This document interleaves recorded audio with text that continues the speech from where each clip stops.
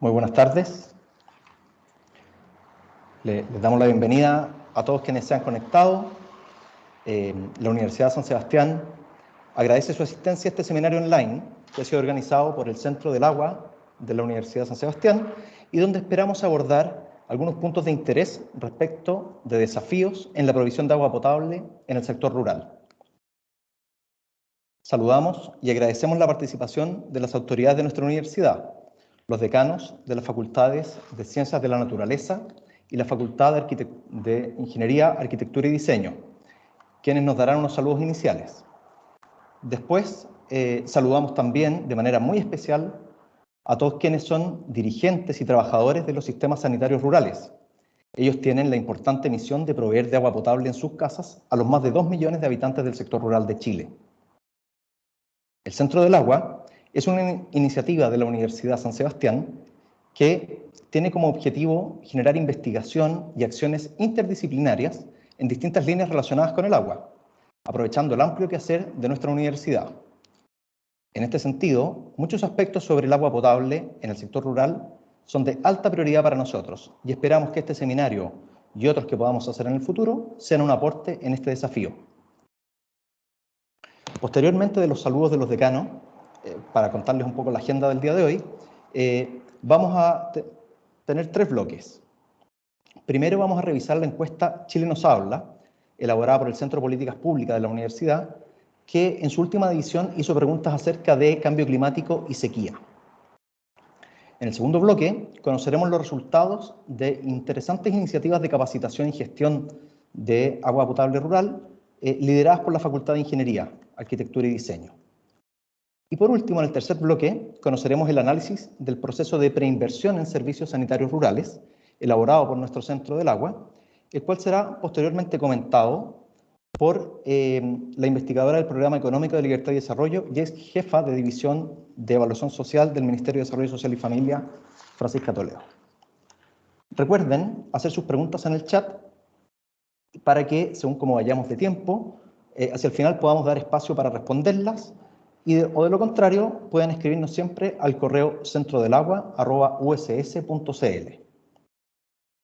Para dar inicio ahora a la actividad, dejo con ustedes a la decana de la Facultad de Ciencias de la Naturaleza, María Emilia Undurraga.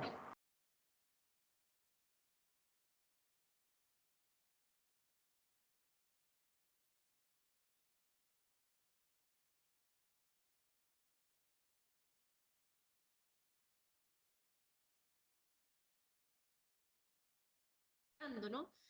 Porque tenemos muchísimos interesados en distintas regiones. Le estaba justamente preguntando a Federico, más de 10 regiones de nuestro país que están interesados en esto, quizás que es una de las problemáticas más profundas de este mundo rural. Quisiera expresar mi agradecimiento a Federico Casanello, el decano de la Facultad de Ingeniería, Arquitectura y Diseño, y a los integrantes de su facultad que hoy día nos van a presentar, así como a Mónica, quien desde el Centro del Agua, con Federico, su director, van a presentar este estudio de la revisión y propuestas para agilizar la preinversión. Todos sabemos que la realidad del Chile rural es muy diversa y la distribución geográfica del agua es sin duda un desafío que es muy distinto dependiendo de la localidad en que nos encontramos. Ya nos va a dar cuenta Mónica acerca de el acceso a agua en localidades concentradas, semiconcentradas y dispersas, y eso es parte del estudio. Y sabemos, los que estamos acá, que aún persiste este dolor en muchos de estos territorios. Hay algunas de las respuestas y soluciones que nos van a contar desde la universidad y el decano y los distintos investigadores de la Facultad de Ingeniería nos van a contar. Y queremos, desde el Centro del Agua, también poder mostrar el aporte en políticas públicas para poder agilizar esta situación. Todos los esfuerzos, y especialmente los esfuerzos integrados, con miradas que vean no solamente el impacto social, sino también el impacto económico y ambiental de esta problemática, van a ser fundamentales. Cuando desde la universidad, esperen un poco, aquí me están diciendo que hay algún problema en la cámara, ahí me dicen. ¿Sí? Perdón. Desde la facultad de... Ahí se ve, ahí me dicen que sí. Me comentan nomás y ahí nos arreglamos. Estamos todos acostumbrados después de 2 años de Teams funcionando por esta vía. Y más todavía ahora que podemos estar con el mundo rural conectados, cada uno quizás desde dónde, después nos dicen en el chat desde dónde están cada uno sumándose a esto. Lo que les estaba contando es que desde la Facultad de Ciencias de la Naturaleza, facultad que es recientemente creada por la Universidad de San Sebastián, tenemos el gran desafío de armonizar el desarrollo sostenible con la conservación de la naturaleza. Y de esta forma poder mejorar la calidad de vida de las personas respetando al medio ambiente y a sus personas, y a las personas que viven en las localidades, especialmente en las localidades rurales. Por eso que el poder mostrarles en este seminario la acción que están realizando tanto la Facultad de Ingeniería en la propuesta y acciones concretas para mejorar el acceso, como en este estudio que está emanado del Centro del Agua, que va relacionado a las políticas públicas para agilizar la concreción de ese desafío, es fundamental. Este es un desafío muy grande que requiere el compromiso y la colaboración de todos. Y quizás para terminar, volver a recordar un querido refrán africano que en general lo volvemos a recordar en estas ocasiones cuando hablamos de desafíos grandes. El desafío, cuando es grande, este refrán dice, si quieres ir rápido, anda solo, y si quieres llegar lejos, anda acompañado. Seguramente el tema del agua nos va a acompañar no solamente en el corto plazo, se va a profundizar en el largo plazo y va a requerir que trabajemos de forma coordinada. Por eso, desde la academia, desde la universidad, queremos disponer estudios, acciones y proyectos concretos para mejorar la calidad de vida, y esto tenemos que seguir avanzando en coordinarnos, en colaborar, porque requerimos reunir los distintos objetivos y funciones, en este caso del agua, que es necesario para la vida y para el desarrollo de sus habitantes. Muchas gracias, que tengamos una gran jornada, ojalá con muchas preguntas, comentarios, porque esperamos que sea una parte de un camino que podemos recorrer con los distintos actores de los territorios encargados de este gran desafío. Muchas gracias. Muchas gracias, decana, por su saludo, por sus palabras. Ahora le damos el pase a su colega, el decano de la Facultad de Ingeniería, Arquitectura y Diseño. Federico, por favor. Ahí está. Muchas gracias, Federico. Muy buenas tardes a todos los presentes. Yo quiero, voy a ser muy breve, pero uno de los grandes desafíos, no solamente de nuestro país, sino que también a nivel mundial, es el agua. Y de hecho, toda la parte de que es acceso a agua potable, que es uno de los objetivos de desarrollo sostenible, también es uno de los elementos más relevantes a nivel nacional. Nosotros en particular, como Facultad de Ingeniería, Arquitectura y Diseño, que me toca liderar, hemos priorizado como parte de nuestro plan de desarrollo toda la parte de recursos hídricos. Y en particular estamos desarrollando varias cosas interesantes. Por ejemplo, en todo lo que es ingeniería hidráulica, donde varios investigadores están trabajando en temas de aguas residuales. También tenemos investigadores trabajando en temas de eficiencia hídrica, que también es un tema tremendamente importante. Pero adicionalmente estamos trabajando en todo lo que son APR, que es lo que está vinculado, ¿cierto?, a este seminario.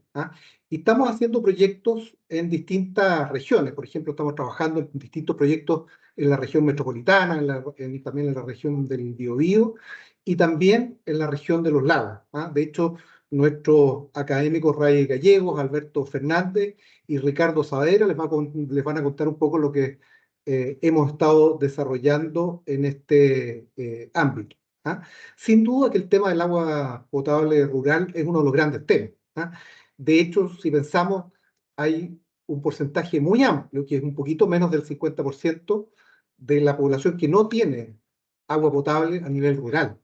Por lo tanto, es un tremendo tema, ¿cierto?, a nivel nacional.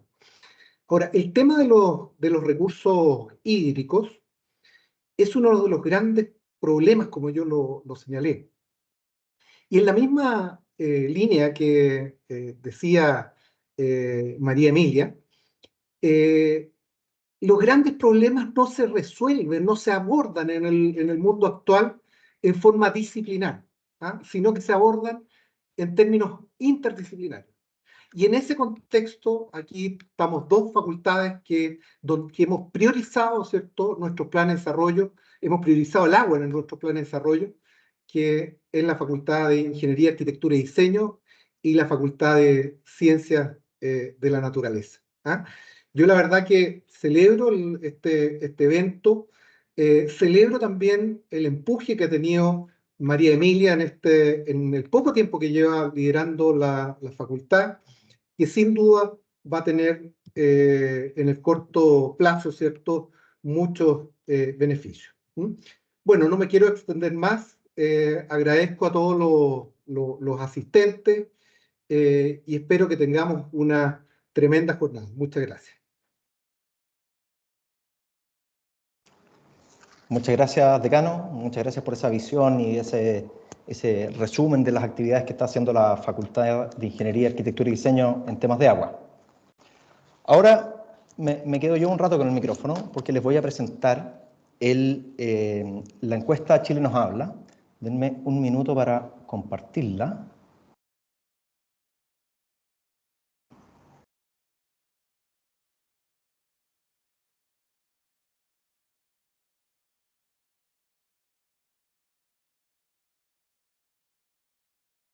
Aquí, a ver si alguno de Mónica o alguien me puede confirmar si se ve. Sí se ve, Federico. Perfecto, gracias. Bueno, como les decía, es el primer bloque donde les vamos a contar rápidamente algunos resultados de esta encuesta de opinión que realiza la universidad. El Centro de Políticas Públicas de la Universidad de San Sebastián realiza periódicamente esta encuesta y la última edición, la que se consultó durante el mes de noviembre, se hizo en conjunto con la Facultad de Ciencias de la Naturaleza y se preguntó por tres grandes temas: cambio climático y emergencias de incendio y emergencias de sequía. En esta ocasión no vamos a revisar la parte de incendio y vamos a revisar las otras dos partes. Lo primero es una pregunta abierta sobre qué conceptos, qué palabras se le vienen a la gente cuando habla de cambio climático. Y ahí podemos ver que las palabras que espontáneamente se ven más grandes son las que son más recurrentes y aparecen palabras como calor, como sequía, como desastres. Y por otro lado, cuando se le preguntó por las emociones de las personas asociadas al cambio climático, vemos que casi un 82% habla de preocupación y la mayoría de las emociones son más bien negativas, y vemos que solo un 9% menciona sentirse incrédulo. Eso de alguna manera nos muestra que en Chile, al parecer, no hay muchos negacionistas del cambio climático, sino que ya es bastante transversal el creer que esto es una realidad y el verlo como un fenómeno que está ocurriendo. Luego se le preguntó a las personas qué tan importante es para ellas, para cada una de ellas, el cambio climático, y nuevamente tenemos una respuesta bastante contundente. Casi un 90% dice que es algo muy importante para las personas. Eso nos dice más o menos por dónde vienen las preocupaciones de los chilenos. Frente a esta pregunta, ¿qué tan preparados estamos para enfrentar los potenciales efectos del cambio climático? Se les preguntó por distintos niveles, o sea, cuán preparados están las personas y sus familias, la región y el país. Y aquí me quiero detener un poco. 90% de las personas dice que el cambio climático es muy importante para ellos, pero menos de un 9% dice estar preparado. Es decir, las personas ven que este es un fenómeno que los supera y que no pueden prepararse por sí mismas. Y en cuanto a la preparación de otros niveles de organización, la respuesta sobre el país es muy dura, porque vemos que un 96% de las personas dicen que el país está poco o nada preparado. Yo me atrevería a vincular este tipo de respuesta con los fenómenos de sequía que se vienen repitiendo desde hace 15 años, o las olas de calor, como la que vivimos, al menos en la región metropolitana, durante el fin de semana, y que cada vez son más frecuentes, los desastres provocados por los ríos atmosféricos que vimos este año en la zona central, pero previamente también los vimos en Atacama o en Coquimbo hace algunos años. Por lo tanto, tenemos un historial de fenómenos que parecieran estar influyendo en nuestro ánimo y en nuestra identificación de cuán preparado está el país para enfrentar el cambio climático. Cuando se le preguntó por la confianza en la información, aquí también hay una respuesta bastante dura.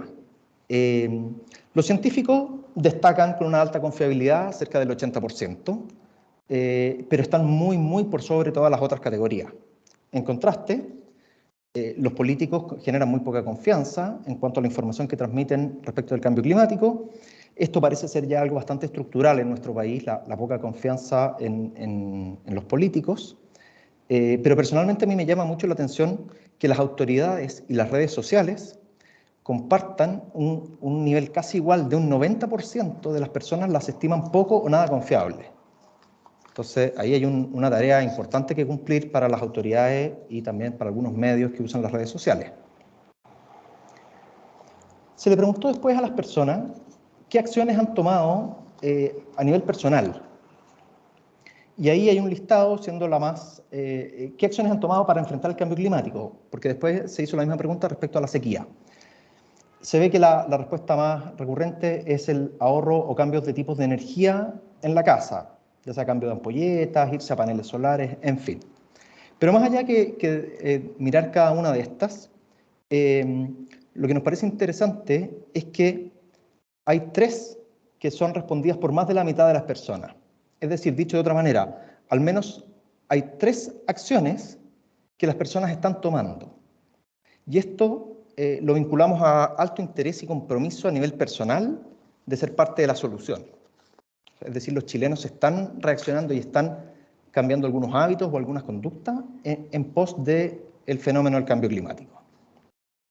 Ahora, cuando preguntamos más específicamente por la sequía, la primera pregunta es cómo se evalúa a los siguientes actores relacionados con el cuidado del agua, con la típica nota que tenemos aquí, de 1 a 7. La evaluación de todos los actores es bastante baja respecto a la percepción de cómo cuidan el agua, siendo la más baja la de las empresas en general, pero a mí personalmente me llamó la atención también que las organizaciones ambientales tengan un 4,7.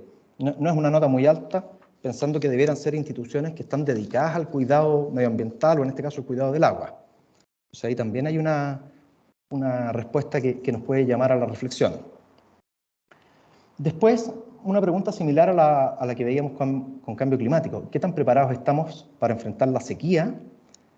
Nuevamente, las personas a nivel individual o familiar no se sienten muy preparadas, pero aquí es muy dramático también porque casi un 97% considera que el país en su conjunto está poco o nada preparado.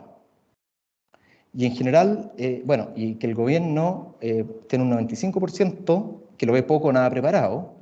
En general hay un consenso que nuestra preparación es muy baja. Y esto es muy coherente con las respuestas anteriores sobre el cambio climático. Respecto a las acciones que han tomado las personas para cuidar el agua en su hogar, también vemos aquí un alto compromiso. O sea, la más recurrente tiene un 75% de respuestas positivas, de no dejar correr el agua en el lavamanos y o en el lavaplatos. Y después hay una serie de respuestas que están ahí, no las voy a detallar, pero de nuevo, lo importante aquí es destacar el vaso medio lleno, entre comillas. Solo un 2% de las personas dicen no tomar ninguna acción. Es decir, solo un 2% estaría no preocupado de cuidar el agua y el 98% restante sí estaría preocupado a nivel personal de hacer cambios en sus hábitos o en sus actitudes para cuidar el agua. Respecto a la pregunta de qué acciones cree usted que se deben priorizar para hacer frente a la sequía, esto en el fondo es el reflejo de lo que las personas creen que el gobierno tiene que hacer. Y aquí hay 3 preguntas que destacan un poco sobre las demás, que es recuperar ecosistemas, mejorar la infraestructura y capacitar y educar. A mí me llama mucho la atención y me parece muy positivo que esté esta combinación de una mirada un poco más hacia la conservación y restauración de ecosistemas, pero también a la generación de infraestructura, embalses, canales, y que estos sean altamente priorizados por las personas. Respecto a las expectativas que tiene la gente de esta situación de sequía, ¿cómo ven o cómo creen que será la próxima temporada o el próximo año? Aquí un 54% cree que va a ser peor que este año, y recordemos que venimos de un año que fue más lluvioso que los 15 anteriores. Solo un 14% cree que puede ser mejor la próxima temporada. Así es que yo lamentablemente comparto esa visión, no creo que la próxima temporada sea mejor, tiendo a pensar que puede ser peor que la actual. Pero la idea es tener esta visión del público. Y como resumen, algunos elementos a destacar, que ya la mayoría fueron dichos, pero para que nos quedemos con esta impresión. 90% de las personas opinan que el cambio climático es muy importante, pero 96% de los chilenos que contestan dicen que el país está poco o nada preparado para enfrentar el cambio climático y la sequía. 9 de cada 10 personas confía poco o nada en la información que entregan autoridades, políticos y redes sociales, y solo los científicos logran una confianza más alta, cercana al 80%. Más del 50% de los encuestados realiza 4 o más acciones para hacer frente al cambio climático y la sequía, lo que lo vemos como una muestra de compromiso individual. Y más de un 60% de los encuestados creen que es importante la restauración de ecosistemas y la construcción de infraestructura para enfrentar la sequía. Esa es la presentación. Después vienen algunas fichas de técnica que van a estar disponibles por si alguien quiere analizar posteriormente los resultados de la encuesta. Pero ahora, en honor al tiempo, prefiero dejarlas pasar y seguir con nuestro programa. Así es que ahora, como yo mismo soy el maestro de ceremonia, le doy la palabra, doy inicio al segundo bloque, en el cual invitamos a los académicos de la Facultad de Ingeniería, Arquitectura y Diseño, liderados por Ray Gallegos, que es director de vinculación con el medio de la facultad, pero que está acompañado de destacados académicos como Alberto Fernández y Ricardo Saavedra, para que nos presenten acerca de iniciativas de capacitación en materia de agua potable rural que han desarrollado desde la facultad. Así que, Ray, si quieres, la cámara. Muchas gracias, Federico. Muy buenas tardes a todos. Voy a comenzar a proyectar la tipo de consulta. ¿Se ve bien? ¿Se proyecta? Sí, perfectamente, Ray. Muchas gracias, Federico. Bueno, sí, como comentaba Federico en la presentación, nosotros, y también nuestro decano al principio, nosotros como facultad y como institución, la verdad que en la línea de aguas y sobre todo en el agua potable rural ha sido una línea estratégica que hemos trabajado en el tiempo y que de hecho obviamente la visión que hay es poder seguirla desarrollando en varios años más. ¿Ah? Y en esta presentación que voy a ver ahora, donde recorremos rápidamente algunas de las acciones que hemos hecho, los aportes que como universidad y facultad hemos realizado en este ámbito. También van a participar Ricardo Saavedra y Alberto Fernández, quienes son a su vez líderes de proyectos en la región del Biobío y de Puerto Montt, de los Lagos. Entonces, para comenzar, a mí me gustaría dar un cierto contexto regional, de por qué esto es importante, de por qué también nosotros, de alguna manera, enfocamos la visión hacia allá, porque tal como ya mostraba recién Federico en las cifras, es un tema relevante a nivel de país, pero no solo a nivel país, sino que también a nivel regional, por lo menos, mundial, obviamente, en temas de escasez hídrico, pero, por ejemplo, en datos regionales, podemos ver que 161 millones de personas a nivel del latinoamericano y el Caribe no tienen acceso a agua potable, por ejemplo, y de estas 24 millones de personas que viven en ámbitos rurales, no tienen siquiera acceso a higiene, por ejemplo, o a servicios sanitarios. Lo cual obviamente a su vez también existen 431 millones de personas que no tienen acceso a esto a nivel regional, no solamente en zona rural, sino en zonas urbanas. lo cual obviamente establece que son números bastante duros, ¿ah? Como tal.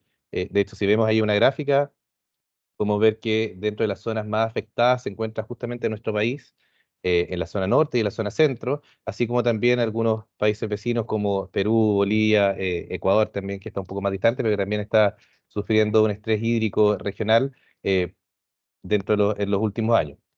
Si vemos, establecemos un ranking de los países que están con más estrés hídrico a nivel regional, vemos que Chile es uno de los más afectados, como se muestra en la gráfica, y más aún, si esto se proyecta al 2030, em, con datos del 2020 a su vez, vemos que esa gráfica es bien interesante porque vemos zonas, por ejemplo, como Ecuador, Perú, donde debiera disminuir la escasez hídrica y por ende aumentar la disponibilidad del recurso, ¿no? Pero asimismo vemos otras zonas donde lamentablemente estamos nosotros, en nuestro país, donde tiende a aumentar, ¿ah? Y en algunos casos en rangos bastante relevantes. ¿M? Por lo tanto, sí, es un tema a nivel regional muy importante de abordar, muy relevante, por insistir, porque si no hacemos algo hoy, desde obviamente nuestros ámbitos de acción, la verdad que va a ser muy difícil ponerle freno en algún momento. Y en Chile, ¿esto cómo se desglosa? ¿Ah? Podemos ver, por ejemplo, que el 33% del agua producida en las zonas urbanas no se factura. Y este dato es bien importante, porque más allá de la palabra facturación, lo que hay detrás de esto es que es agua que se produce, pero que no tenemos registro o no llega finalmente a los distintos usuarios. ¿Ah? Esto en zona urbana. Es decir, podemos inferir que un 33% del agua, entre comillas, se pierde. Es cierto, dentro de esos 33% hay temas de gestión, pero que son mínimos. ¿Ah? Fácilmente podríamos llegar al 30% de agua que se pierde o que no llega a los usuarios finales. Y este número es más crítico aún en las zonas rurales, donde llegamos a magnitudes cerca del 40%, donde ocurre este mismo efecto. Por lo cual, ahí hay un ámbito de acción que de hecho es uno de los que hemos trabajado donde tenemos que fijar la vista. ¿M? Asimismo, hay un 20% de los APR, por ejemplo, o servicios sanitarios rurales, en caso de la región metropolitana, que no tienen derecho a aprovechamiento, lo cual obviamente establece inmediatamente una brecha y de dónde saca el recurso, en definitiva. En el Biobío, por ejemplo, hay una ruralidad del 11,4% que equivale a 191.000 personas, es un número bastante importante, donde 185 APRs abastecen. Entonces, de agua, obviamente, a estos usuarios. ¿M? Y asimismo, algunos de los otros problemas que se han detectado, por ejemplo, está la brecha educacional, en las directivas, morosidades de pago, transferencia de gasto, etcétera. Son bastante focos en el caso del Biobío. Y en los lagos, por ejemplo, existen 58.000 hogares que se encuentran conectados a la red, más de 240 sistemas de agua potable rural también abastecen a los usuarios de zonas rurales en la región de los lagos, y también hay organismos o comités que y ellos mismos identifican que existen capacidades de gestión, sobre todo dado el contexto actual. ¿Y cuál es este contexto actual? Aparte de la escasez hídrica o en conjunto con esto, también, solo para mencionarlo, el cambio normativo que ocurrió en el 2020 con la nueva ley de 20.998, que lo que busca de alguna manera, más allá de hablar del origen de la ley, lo que busca en realidad es generar o estandarizar los distintos servicios para que el servicio mejore y a su vez podamos proteger el recurso hídrico. ¿Ah? Eh, pero sin embargo, esta ley impacta fuertemente justamente a los APR porque los obliga a integrar gestión, a integrar el uso de datos, a integrar también ciertas mediciones que deben ser en línea, temas de inversión, por ejemplo, eh, que tienen que incorporar en su gestión como tal, y que por lo tanto hace difícil, ¿ah? Que se vaya incorporando de forma rápida. ¿M? Entonces, en estos ámbitos y sobre todo en eso es donde nosotros hemos ido trabajando. ¿Qué debemos hacer de acuerdo a esto? Bueno, la CEPAL lo identifica, sobre todo en el ODSC, que es el de agua limpia y saneamiento, donde aquí destaca 5 puntos, como ustedes pueden ver ahí en la lámina. En los ámbitos claves son datos, información, desarrollo de capacidades, innovación, la gobernanza y financiamiento. ¿Ah? Y a través de los proyectos que nosotros hemos desarrollado, la verdad que impactamos en 4 de ellos, que son los que están marcados ahí, que ahora les voy a mostrar brevemente en qué consiste cada uno. pero lo bueno es que de alguna manera estamos tratando de impactar en esos objetivos. ¿Mm? Em, Asimismo, como universidad, estos no son proyectos aislados, tal como comentaba nuestro decano, es una visión estratégica de la facultad, del ámbito y de la universidad, por cierto, donde en el ámbito de recursos hídricos nosotros hemos definido que para impactar esto es necesario generar investigación y desarrollo e innovación, por cierto, capital intelectual y profesionalización de los servicios en los ámbitos de gestión, lógicamente integrar tecnología y transferencia, pero con un fin en el uso de los datos, y la toma de decisiones en base a este uso de los datos, no solamente integrar tecnología porque sí, articular ecosistemas y colaboración abierta, evaluación de impacto y acompañamiento, y también aspectos de urgencia como son asistencia técnica y gestión de cartera de proyectos. ¿Mm? Entonces, en esos 6 ejes es en donde estamos trabajando fuertemente. ¿Mm? Por ejemplo, y aquí obviamente le doy el paso después a Alberto y a Ricardo, ya hay distintos proyectos, estos son algunos de los que se han desarrollado, como ustedes pueden ver, algunos en la región metropolitana, otros en el Biobío y otros también en la región de los lagos. ¿Mm? Em, para terminar, antes de dar el pase, los impactos a la fecha hoy día, por ejemplo, estamos trabajando y hemos trabajado con 113 APR a nivel nacional, lo que impactan a más de 150.000 beneficiarios. Hemos logrado generar las bases para que exista cierta asociatividad entre los APR. Estos 150.000 beneficiarios equivalen a 44.000 hogares y 33 comunas. Y también un tema que no quiero dejar pasar porque es un foco muy importante nuestro, obviamente nosotros como casa de estudio, es que en estos proyectos además han trabajado más de 700 estudiantes, 9 egresados, 8 carreras y 3 facultades, lo cual establece una interdisciplina bastante fuerte, porque la problemática lo requiere así, 35 académicos y también en las 4 sedes. ¿Mm? Entonces con esto quiero dejar al profesor Ricardo Saavedra, quien ha sido también líder de proyectos en la región del Biobío principalmente, para que cuente un poquito la experiencia de esa región. Ricardo, por favor. Muchas gracias, Ray.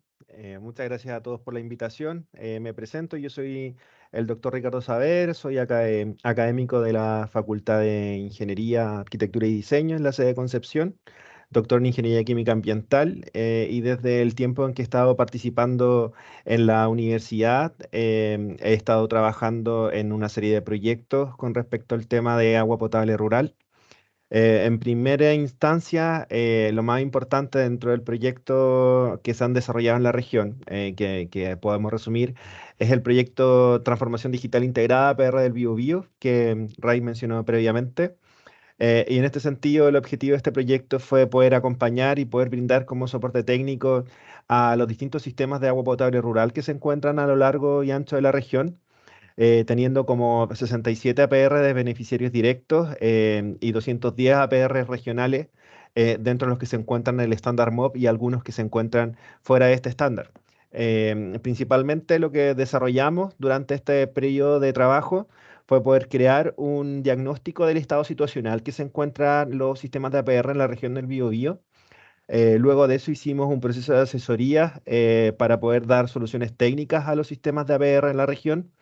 Desarrollamos capacitaciones integrales y estudios de calidad de aguas en los distintos sistemas. Parte del trabajo que se desarrollaron se pueden presentar en la parte izquierda de la imagen, con 2 libros en donde resumen parte del trabajo que se fue desarrollando en este proyecto durante un tiempo de 2 años. El segundo proyecto que también quería destacar es el proyecto Sanielab, que es un proyecto colaborativo que desarrolla la Universidad de San Sebastián, denominado Ingeniería Aplicada para el Agua y el Saneamiento Rural. Este es un espacio físico que se desarrolló en la sede de Concepción, en donde prestamos servicio y ayudamos a poder determinar la calidad del agua de algunos sistemas de agua potable, el análisis físico-químico y trabajando también en un mapeo regional para poder determinar el estado que se encuentra en nuestra región, donde hemos podido determinar algunos resultados, por ejemplo, zonas donde se encuentra presencia de minerales que puede afectar el proceso de potabilización y que nos permitiría a nosotros poder brindar también ayuda a poder orientar en los sistemas de potabilización de aguas. Este ha sido un trabajo con algunos estudiantes de posgrado, hemos tenido estudiantes de pregrado y la idea también es poder continuar desarrollando una segunda versión de este proyecto durante el año 2024. El tercer proyecto es el Diplomado en Gestión y Administración Sustentable de APR. No sé si puedes retroceder, por favor, Ray.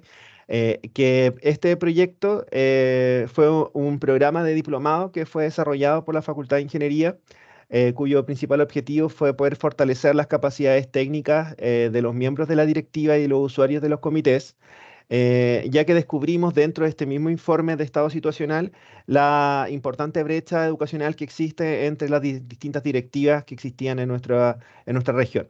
Esto se desarrolló de manera online, tuvimos algunas etapas de manera presencial, pero básicamente online, 120 horas de clase y fueron desarrolladas durante el mes de abril y agosto del año 2023. Este programa fue desarrollado en 5 módulos donde desarrollamos de manera co-construida esta modalidad con las distintas directivas cuando hacíamos terrenos, con el fin de poder entender cuáles eran las principales necesidades que tenían las directivas de las distintas zonas de la región. Y ahí estuvimos trabajando con programas de digitalización y administración de APRs, cambios normativos y legislación de sistemas hídricos, con el fin de poder entender cómo afecta el cambio de la normativa dentro de esta nueva ley de sistemas sanitarios rurales para la misma directiva. Liderazgo y gestión de equipos con el fin de poder ayudar a poder hacer asambleas, a poder manejar conflictos que podían surgir dentro de la misma comunidad. Manejo de planta y operación de APR, que era un perfil técnico con el fin de poder determinar el trabajo del operario, poder robustecer un poco con respecto a la presentación de mantenimiento, de proveedores que podían tener los sistemas y en formulación de proyectos hídricos. Ya este fue un programa que pudo titular a la primera camada, a la primera generación, 89 dirigentes de APR en la región del Biobío y fue súper bien evaluado de manera positiva por las personas que participaron dentro de este programa. Y finalmente, en la última estudio que hemos estado realizando es un trabajo con los estudiantes de Ingeniería Civil, los cuales están trabajando en 2 localidades particulares dentro de la región, en la comuna de Santa Bárbara y de Antuco, en territorios donde actualmente no existen sistemas de agua potable rural, con el fin de poder hacer un trabajo en donde los estudiantes presenten informes de prefactibilidad con el fin de poder presentar propuestas y favorecer el tiempo y recomendaciones de sostenibilidad para estos sistemas de agua potable rural. Aquí los estudiantes hacen visitas a terreno, determinan la fuente, la determinación del caudal, cuál es la infraestructura necesaria para poder trabajar y plantean esta problemática y la presentan a las distintas municipalidades que necesitarían este servicio. Eso es por mi parte, Ray. Le agradezco a todos por su atención. Muchas gracias, Ricardo. Hay varias preguntas en el chat que después las vamos a responder. Ah, ya, Le, perfecto. le doy el pase ahora a Alberto Fernández, líder también de los proyectos de la región de los lagos y académico de vinculación, al igual que Ricardo. Alberto, por favor. Muchas gracias, Ray, por la presentación. Buenas tardes a todos y todas. Como decía Ray, soy Alberto Fernández, soy académico de vinculación con el medio de la Facultad de Ingeniería, Arquitectura y Diseño, en mi caso de la sede de Patagonia, y estoy a cargo de diferentes proyectos e iniciativas que tenemos relacionados con tema agua en nuestra región. Como inicialmente ahí Federico Errázuriz estaba subrayando, el tema de la escasez hídrica en base al contexto como actual que tenemos es una situación que preocupa a buena parte de la población.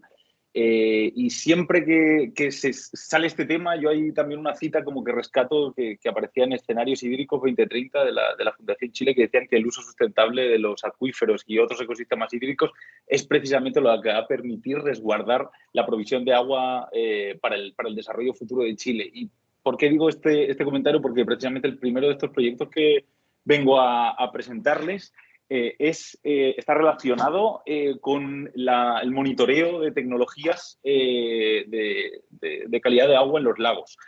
En este caso, nuestro foco estuvo puesto principalmente en determinar la factibilidad técnica y económica de diferentes tecnologías y metodologías para el monitoreo de la calidad de agua. La primera de estas tecnologías que estuvimos evaluando era el monitoreo físico-químico remoto por medio de una boya de monitoreo, como la que podéis ver a la izquierda, que la ubicamos en el lago Yanquihue y estuvo recibiendo datos y subiéndose a una plataforma a la que tenía acceso cualquier persona. El segundo de estas evaluaciones fue la metagenómica, que es una herramienta que codifica el ADN de diferentes microorganismos que se encuentren en una muestra de agua. Por lo tanto, nos permite identificar coliformes fecales, microorganismos, incluso macrofauna, aunque ya no esté en ese lugar, porque identificamos el ADN de una pequeña escama o un pelo de un coipo que hayamos encontrado en esa muestra de agua. En tercer lugar, la evaluación también de imágenes satelitales para identificar eventos como blooms de algas o situaciones con turbidez, vertidos de aguas, etcétera. Y por último, toda esta información, verterla en una plataforma que pudiera dar información para la toma de decisiones de autoridades, sector privado y también de la misma ciudadanía. Si puedes pasar a la siguiente, por favor.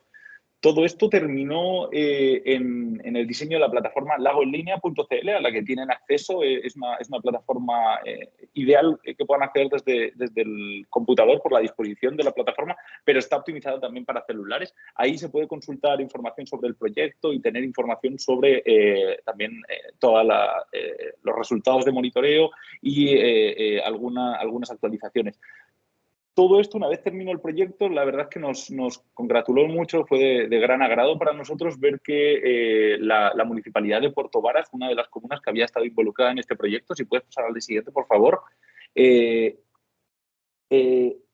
utilizó nuestra plataforma y los resultados del proyecto para instalar un plan de monitoreo ya permanente y con fondos, inicialmente con fondos públicos. Se está haciendo también un levantamiento con fondos privados de igual manera para el próximo año, pero sí que hay un compromiso desde la alcaldía de Puerto Varas y también a futuro del resto de comunas de la cuenca del lago Yanquihue de monitorear periódicamente coliformes fecales en el caso de Puerto Varas en 16 puntos de la bahía, pero sí tener un monitoreo representativo de las diferentes bahías. Esto nos ha permitido tener adicionalmente en la plataforma Lago en Línea este plan Lago Sin Huella en la que se puede ir viendo la información en algunos puntos de la bahía. Actualmente estas playas de Puerto Varas están con una serie de códigos QR, con unos carteles con códigos QR en los que se puede escanear y uno puede tener acceso a cuáles son las últimas mediciones que han habido en coliformes fecales para saber si han sido bajas, están por debajo de la media o, como vemos ahí en algunas de las imágenes, están lamentablemente por encima de la media, que es algo que ocurre en algunas temporadas y en algunos puntos en específico. La siguiente, por favor. Por otra parte, y al tema como que nos convoca más, que es el tema del agua potable rural, también desde nuestra sede hemos estado llevando a cabo algunos proyectos con agua potable rural, de una manera como un poco más personalizada, pero no tan masiva como en el caso del Biobión, que nos encantaría como llevarlo a cabo a futuro cuando se hagan fondos que nos lo permitan. Pero hemos estado financiando en base a aportes privados programas de agua potable rural en varios APRs de la región. Actualmente estamos trabajando con el APR de Isla Guar en Calbuco y con el APR de Los Bajos en Frutillar. El objetivo general de este proyecto es mejorar la producción, pero también el uso de agua potable. Entonces hay un foco también centrado en concientización. El primero de estos objetivos específicos para el proyecto es mejorar la producción de agua potable a través de talleres enfocados principalmente en administración del comité de agua potable, en operación, centrándonos más en lo que es el sistema, el bombeo, la distribución, etcétera. Y el tercero de estas líneas de este primer objetivo específico, la comercialización. Poder calcular una cuota mensual que vaya acorde con los gastos del APR y que de esta manera sea sustentable económicamente hablando. El segundo de estos objetivos específicos está enfocado al consumo responsable del agua, por lo tanto hay muchos talleres, capacitaciones y entrega de herramientas para comprender cuál es el contexto y cuáles son las herramientas que tenemos nosotros para hacer un uso más responsable del agua en estos entornos rurales. En este caso, estos talleres están enfocados tanto a público adulto como también hay una sección de estos talleres que están enfocados a escuelas también rurales. Y por último, la colaboración e intercambio de experiencias entre comités de agua potable rural, que veía por ahí alguna pregunta al respecto. En nuestro caso, la colaboración y el intercambio de experiencias ha estado basado principalmente en unir varios comités de agua potable rural para crear un espacio en el que se puedan conversar, se puedan presentar los diferentes desafíos, porque muchas de estas veces estos desafíos son coincidentes y el hecho de que una APR tenga la solución para ello puede ayudar enormemente al siguiente, ¿no? El siguiente, por favor. Un poco como el culmen de esto durante este último mes, para nuestra suerte, ha sido, bueno, pudimos instalar una oficina para el APR precisamente de Isla Guar, ahí en la comuna de Calbuco, lo cual fue todo un nido para este proyecto, poder llevar a una isla bien alejada como de lo que es el centro urbano de Calbuco, esta oficina en la que la gente pueda atender ahí, bueno, pues los reclamos, hacer los pagos, recibir facturas y demás. Y también destacar que precisamente este proyecto fue premiado con el Premio Sostenibilidad del Salmón, porque estaba financiado por Blumar, por una empresa de la industria salmonicultora, en este año, en 2023, en la categoría de compromisos comunitarios. Así que estuvimos muy contentos también de esa noticia y fue también de alguna manera una manera también de darnos más a conocer toda esta línea de agua potable rural a la industria y saber que también puede ser una fuente de financiamiento para estos programas de compromiso comunitario. Siguiente, por favor. Y como decía, la educación ambiental es algo súper importante. Puede parecer que este proyecto se salga un poco del tema, pero está totalmente alineado en la línea de ciencia pública de productos de divulgación. Estamos trabajando en una web serie con títeres llamada Guardianes de la Cuenca, que lo que se va a enfocar es en las diferentes problemáticas relacionadas con el recurso hídrico y con la vida en la cuenca. Buena parte del testeo de este material y las futuras proyecciones las vamos a hacer precisamente en estos centros rurales, por lo tanto tenemos aquí una importante herramienta, no solo para los más pequeños, porque también está enfocada como para que divierta como a los papás y las mamás que están viendo la serie con los niños y niñas. Así que, bueno, hay un tremendo como aporte que tenemos en la línea de educación ambiental con respecto al recurso hídrico. Y siguiente, por favor. Y esta última es una noticia que tuvimos recientemente, entonces lamentablemente no puedo agregar muchas imágenes porque es un proyecto que está recientemente como aprobado, que es un Corfo Viraliza, al que llamamos Encuentro ACI, es adaptación, adapta, crece e innova. Es un proyecto que está enfocado a impulsar la competitividad de los emprendimientos de la región de los lagos, y hablando de empresas pequeñas, muchas de ellas ubicadas en zonas rurales, a través de la generación de redes, intercambio de buenas prácticas, enfocado a la adaptación al cambio climático y con especial énfasis en la escasez hídrica. Por lo tanto, vamos a estar centrándonos en socializar y reunir emprendedores de áreas tan diferentes y tan relevantes para la región de los lagos y tan expuestas también al cambio climático como es la acuicultura, el sector agropecuario, la silvicultura y el turismo.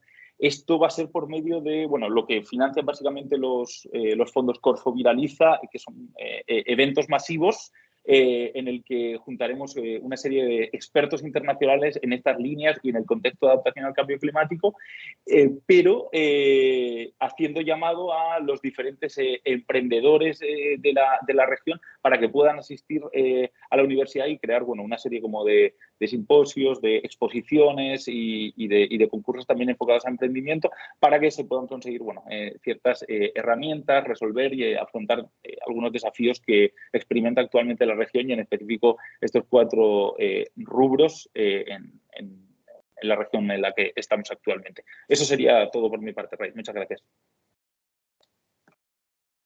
Gracias, Alberto.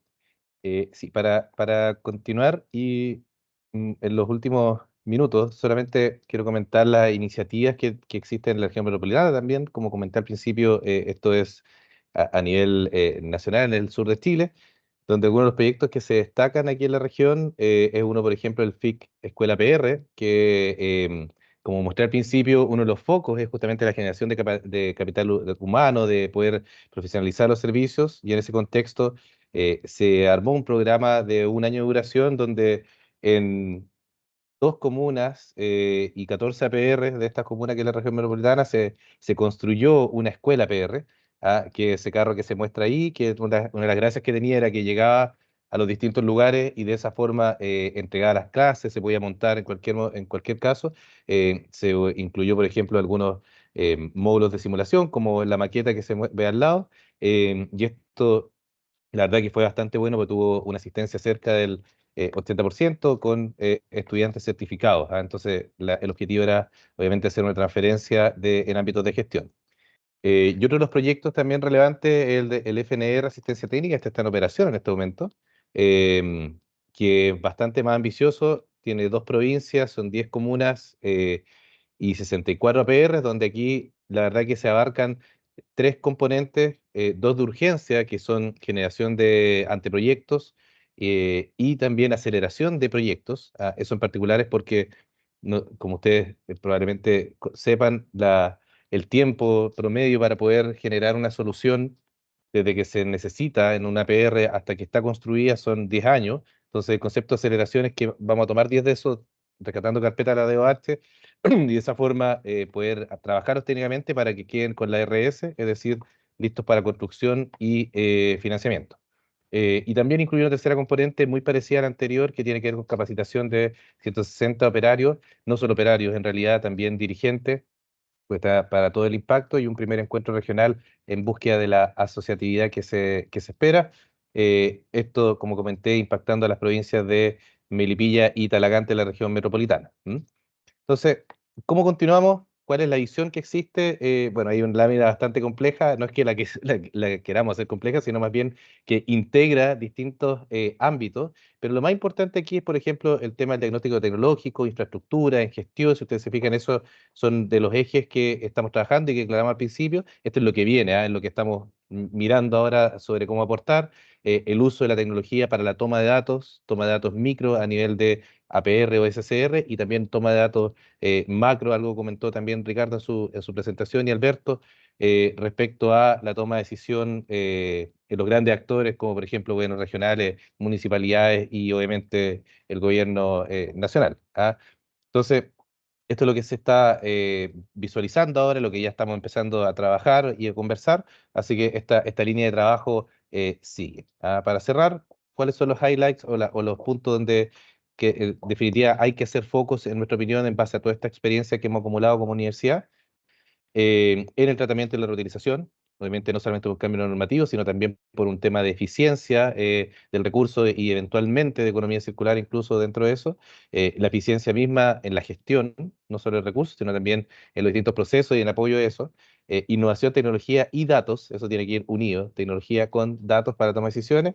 Integración y colaboración de las distintas redes. Existe mucho conocimiento cuando uno va viendo cada uno de los APR, pero que lamentablemente no se comparte entre sí. Entonces hay mucha experiencia y conocimiento, insisto, que puede ser compartido, y lógicamente que es lo que finalmente genera esta línea a mediano y largo plazo, que es la formación de capital humano en estos ámbitos de gestión, que es donde nosotros como universidad estamos abocados. Muchas gracias. Muchas gracias, Ray, muchas gracias, Ricardo y Alberto, por su presentación, por contarnos lo que está pasando en terreno y las iniciativas que está desarrollando la universidad en terreno. He visto que están bastante activos en el chat, han dado respuesta, pero me gustaría hacer una breve pregunta, Ray, si puedes responder. Alguien preguntó por la asociatividad. Mencionaste asociatividad en APR, si nos puedes contar un poquito más de eso, y con eso terminaríamos este bloque. Gracias, Federico. Sí, mira, en ese ámbito, y como quizás vieron ahí en los proyectos que mostramos, la asociatividad se produce de manera directa e indirecta. Por ejemplo, en ese encuentro regional que está considerado ahora dentro del FNR, eso va a ser directo, porque vamos a juntar a los 64 APR y además lo vamos a juntar con la industria privada, por ejemplo, con proveedores, con el gobierno y con distintos actores, y obviamente también la academia, para generar estos primeros lazos. Como comentaba, el tema de la asociatividad es clave para que el conocimiento se comparta y la experiencia también vaya generando estos frutos. Y de forma indirecta, porque en todas estas intervenciones, las que mostraba, por ejemplo, Alberto, Ricardo y bueno, las que me toca liderar a mí, eh, por un tema de construcción y de generación de todos estos proyectos, es necesario justamente de manera indirecta juntar a los APR. Entonces, en esas reuniones ya se empieza a producir, nosotros lo hemos visto en terreno, que entre ellos mismos empiezan a conversar de manera más orgánica, y obviamente lo que estamos buscando ahora es que esas relaciones orgánicas que se están produciendo sean más, de alguna manera, más intencionadas y que vayan generando este conocimiento que comentaba anteriormente. Como decía el refrán africano de la decana, si quieres llegar lejos, Exactamente. anda acompañado. Tal cual. Muy bien, muchas gracias. Gracias a ti. Gracias a ustedes. Bueno, para seguir con nuestro programa, estamos un pelito atrasados, pero dentro de los márgenes. Entramos ahora a la parte final del seminario. Ahora voy a dejar con ustedes a Mónica Rodríguez, quien es jefa de proyectos del Centro del Agua, y ella nos dará a conocer las principales conclusiones y sugerencias de un trabajo que realizamos al interior del centro, llamado Análisis de procesos de preinversión en servicios sanitarios rurales. Mónica, prende tu micrófono y la pantalla es tuya. Gracias, Federico. ¿Se escucha, cierto? Se escucha perfectamente. Ya, vamos a compartir pantalla. Primero que todo, saludar a todos quienes nos están viendo, principalmente desde los servicios sanitarios rurales de las regiones. Esta presentación tiene un foco en ellos. ¿Me confirmas que se ve, Federico? Se ve la presentación. Yo la veo al menos. Excelente. Bueno, contarles que, dada la relevancia que tiene el agua potable rural, sobre todo en el sector rural, como el Centro de Agua, hace un par de meses nos dispusimos a realizar un análisis y una revisión de los procesos de preinversión necesarios para la construcción de un sistema sanitario rural. Esto quiere decir revisar las primeras etapas donde se confecciona un proyecto, donde se realizan estudios y todo el camino que hay que recorrer para finalmente contar con una obra. Pero además, quisimos en el fondo que todo este proceso, que es un proceso complejo y muchas veces desconocido para la gente, estuviera en un documento sencillo, de fácil lectura, el cual está disponible ya en nuestra página web y que será enviado a todos quienes participaron en el seminario. ¿Cuáles son los contenidos que vamos a revisar en esta presentación? Primero hablaremos muy someramente de lo que es agua potable, luego haremos una pequeña revisión del programa de agua potable rural, para continuar ya con el análisis del proceso de preinversión y las conclusiones y propuestas. De manera muy general, decir que en cuanto a cobertura, el agua potable en Chile tiene muy buenos indicadores. Tenemos sobre el 99% de cobertura en las zonas urbanas, en lo que son en la población rural tenemos en las zonas concentradas un 100% de cobertura, lo que es un gran logro. Y en cuanto a tratamiento de aguas servidas urbanas, existe un 99,9% de cobertura. Señalar también que a nivel sudamericano somos el país que tiene el mejor desempeño ambiental según el ranking EPI, en sus siglas en inglés, del año 2022. El mapa que está a mano derecha muestra cuáles son los países donde se puede tomar agua de la llave, y como vemos, Chile es el único país acá en Sudamérica, lo que nos deja bastante bien posicionados en cuanto a la calidad y la cobertura del agua potable. Sin embargo, en el sector rural la cosa es distinta. Según el censo de 2017, Chile posee más de 2 millones de personas habitando los sectores rurales del país. Sin embargo, acá el 47%, es decir, sobre las 900.000 personas, no accede a agua potable. Obviamente eso complica mucho la vida de las personas. Estos habitantes adquieren agua a través de las fuentes que señala el gráfico, lo que son el 28% lo hace a través de pozos, saca directamente agua de los pozos, es agua no tratada. El 12% lo hace a través de cauces superficiales, ríos y esteros, y un 7%, lo que es crítico, lo hace a través de camiones aljibes. Dado esto, existe una criticidad enorme por tratar de avanzar en lo que es la cobertura de agua potable rural en nuestro país y poder responder a este casi 47% de la población rural. Vamos a revisar ahora sobre el programa de APR y los avances que han existido en esta materia. Acá se muestra la cronología de cómo se ha ido estableciendo el agua potable rural. Contarles que en el año 1959 la Organización Mundial de la Salud prioriza el establecimiento de agua potable en los sectores rurales. En ese entonces se suscriben el Acuerdo de Punta del Este acá en nuestro continente, y en el gobierno del presidente Frei se inicia en el año 1964 el programa de agua potable rural. 6 años después, podemos decir que en 1970 podemos decir que ya esto tenía 155 sistemas de APR en funcionamiento. Saltamos ya a 2010 y podemos decir que de muy buena forma se avanzó en el 100% de la cobertura de las zonas concentradas del país. Lo que queda después es lograr llegar a las zonas semiconcentradas y dispersas de los sectores rurales. En 2017, como ya se mencionó, se establece la Ley 20.998 de Sistemas Sanitarios Rurales, lo que hace un ordenamiento de los servicios y en el fondo pone algunas disposiciones para las cooperativas y comités de agua potable rural.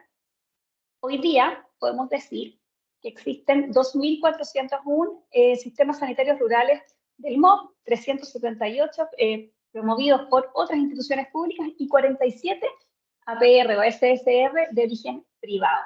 Sin duda, un gran avance, pero queda mucho por hacer.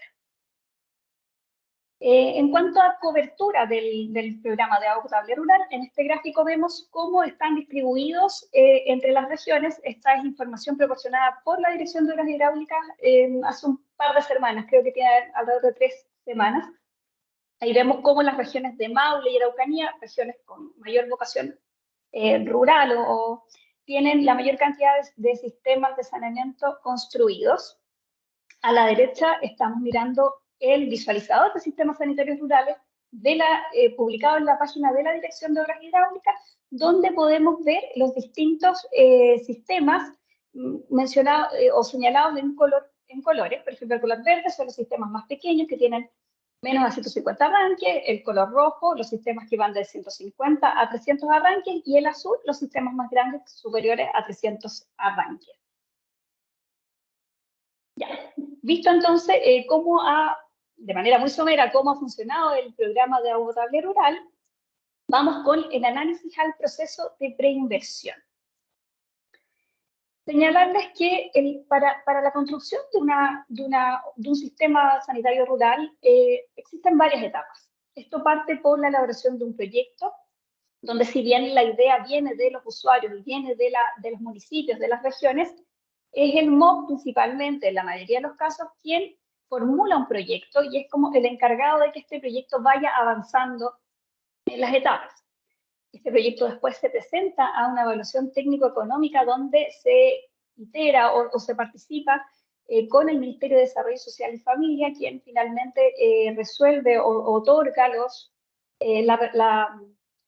la evaluación técnica, la rentabilidad social del proyecto, otorgando el RATE, que se llama, que es el resultado de la evaluación técnica y económica. Posteriormente, hay una participación en cuanto a priorización de las inversiones, donde participan los gobiernos regionales. Todo esto que les menciono es para decir que es un proceso extenso y con muchos participantes.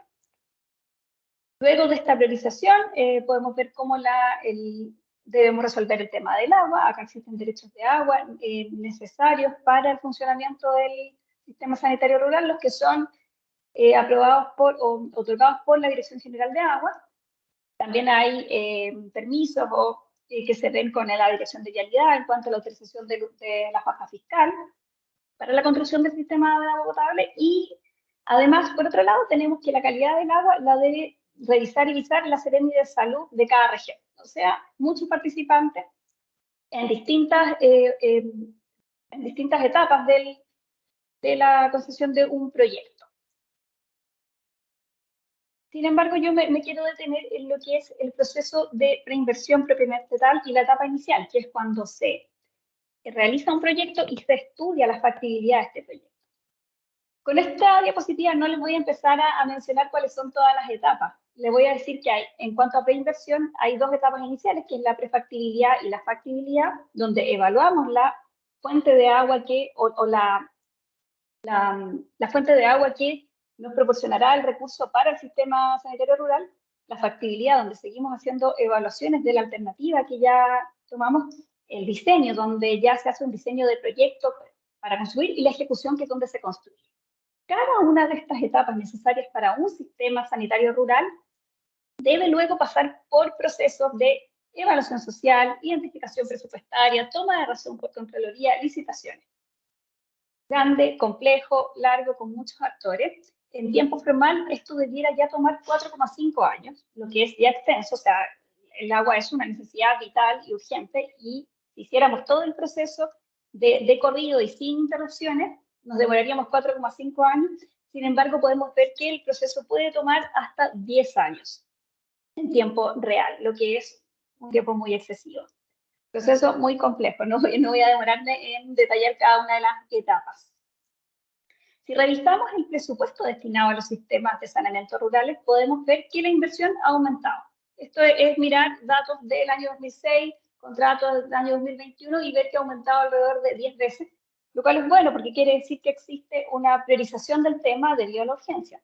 Sin embargo, cuando revisamos la efectividad de los recursos, vemos que, por ejemplo, entre los años 2006 y 2013 se construyeron 293 sistemas de saneamiento rural, mientras que entre el año 2014 y 2021 se construyen 472. Los recursos aumentan de buena forma, sin embargo, la efectividad de los recursos no es lo mismo, el costo promedio va aumentando. Esto puede deberse a distintos aspectos. Podría ser, por ejemplo, que dado que los sistemas más concentrados o de menor dificultad se hacen primero, ya para los años de hoy día estamos realizando sistemas de saneamiento rural que son en zonas dispersas, que tienen otros costos. Eso puede explicar, por ejemplo, por qué existe esta ineficiencia. Es necesario que se revise. Esto es lo que queremos hacer, disponibilizando esta información. Luego, decirles que durante el análisis de la información de los datos, vemos cómo, si bien ante un proceso muy complejo y muy urgente, el Ministerio de Obras Públicas dispone en el presupuesto de la Nación a partir del año 2010 una glosa especial. ¿Y qué es lo que permite esta glosa especial? Bueno, ir más rápido con los estudios necesarios para la factibilidad y la factibilidad, y posteriormente se hace con las otras etapas. Con el gráfico les quiero mostrar que partimos del 2010 con una glosa de más de 2.000 millones y bueno, al año 2021-2022 ya teníamos 36 millones. Es decir, fuimos usando esta especie de proceso abreviado para ir avanzando con las obras necesarias. Y se fue incrementando el presupuesto destinado a ello, lo cual dice que finalmente el uso de esta glosa es factible y que es de ayuda. Acá podemos mirar en el gráfico de la derecha la cantidad de sistemas construidos a lo largo del tiempo. Y vemos cómo, si bien entre los años 2007 y 2010 se estaba bajando la cantidad de APR construidos, a partir del 2010 se vuelve a subir y esto podría responder al uso de esta glosa. Obviamente, como todo proceso, una vez que ya alcanzas cierto nivel, empiezas ya a bajar la eficiencia y puede deberse justamente que los sistemas complejos son los que todavía no están construidos. Ahora vamos, una vez que ya hicimos el análisis de cómo la complejidad del proceso, cuáles son los tiempos y el presupuesto, vamos con las conclusiones y las propuestas. De manera muy general, en cuanto al proceso, les mostré de manera muy somera que el proceso es complejo, que existen muchas instituciones involucradas y que esto tiene muchas etapas.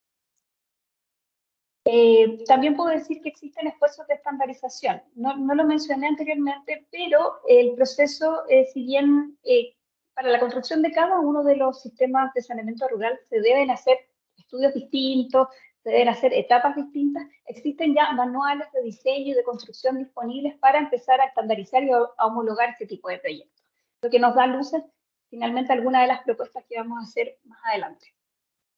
Existen, y esto me parece súper relevante de ver, existen las mismas exigencias para proyectos grandes que para proyectos pequeños. El Sistema Nacional de Inversiones y los procesos que ya les mostré son procesos estándar para cualquier obra que se construye con recursos del Estado, ya sea una carretera o un embalse o un sistema de saneamiento rural, el proceso es el mismo. Nos parece llamativo, ya que el APR es una obra sencilla desde el punto de vista ingenieril, pero sin duda es una obra muy necesaria y muy urgente. Por lo tanto, no se ve con mucho sentido que tenga que pasar por el mismo proceso que un proyecto mucho más complejo. Del proceso también puedo decir que finalmente esta especie de glosa especial o de permiso para poder realizar etapas de manera más cortas o más abreviadas, ha permitido avances durante los últimos 13 años, como vimos ahí en la información, una vez que se comienza a utilizar esta glosa que te permite en el fondo avanzar y realizar directamente algunos procesos sin contar con la evaluación necesaria en todas las etapas, se logró avanzar. En cuanto a los tiempos, podemos decir que existen tiempos de actividades administrativas, le llamamos, pero la verdad que me quiero referir a todo lo que no tiene que ver con estudios o con construcción, actividades administrativas que toman largo tiempo. Voy a poner un ejemplo. La prefactibilidad dura, en cuanto a ejecución, 8 meses. Tú solo en realizar la evaluación de una etapa de prefactibilidad ante el Ministerio de Desarrollo Social te puedes demorar 3 a 6 meses, luego debes identificar presupuesto, debes licitar eso que toma un par de meses más.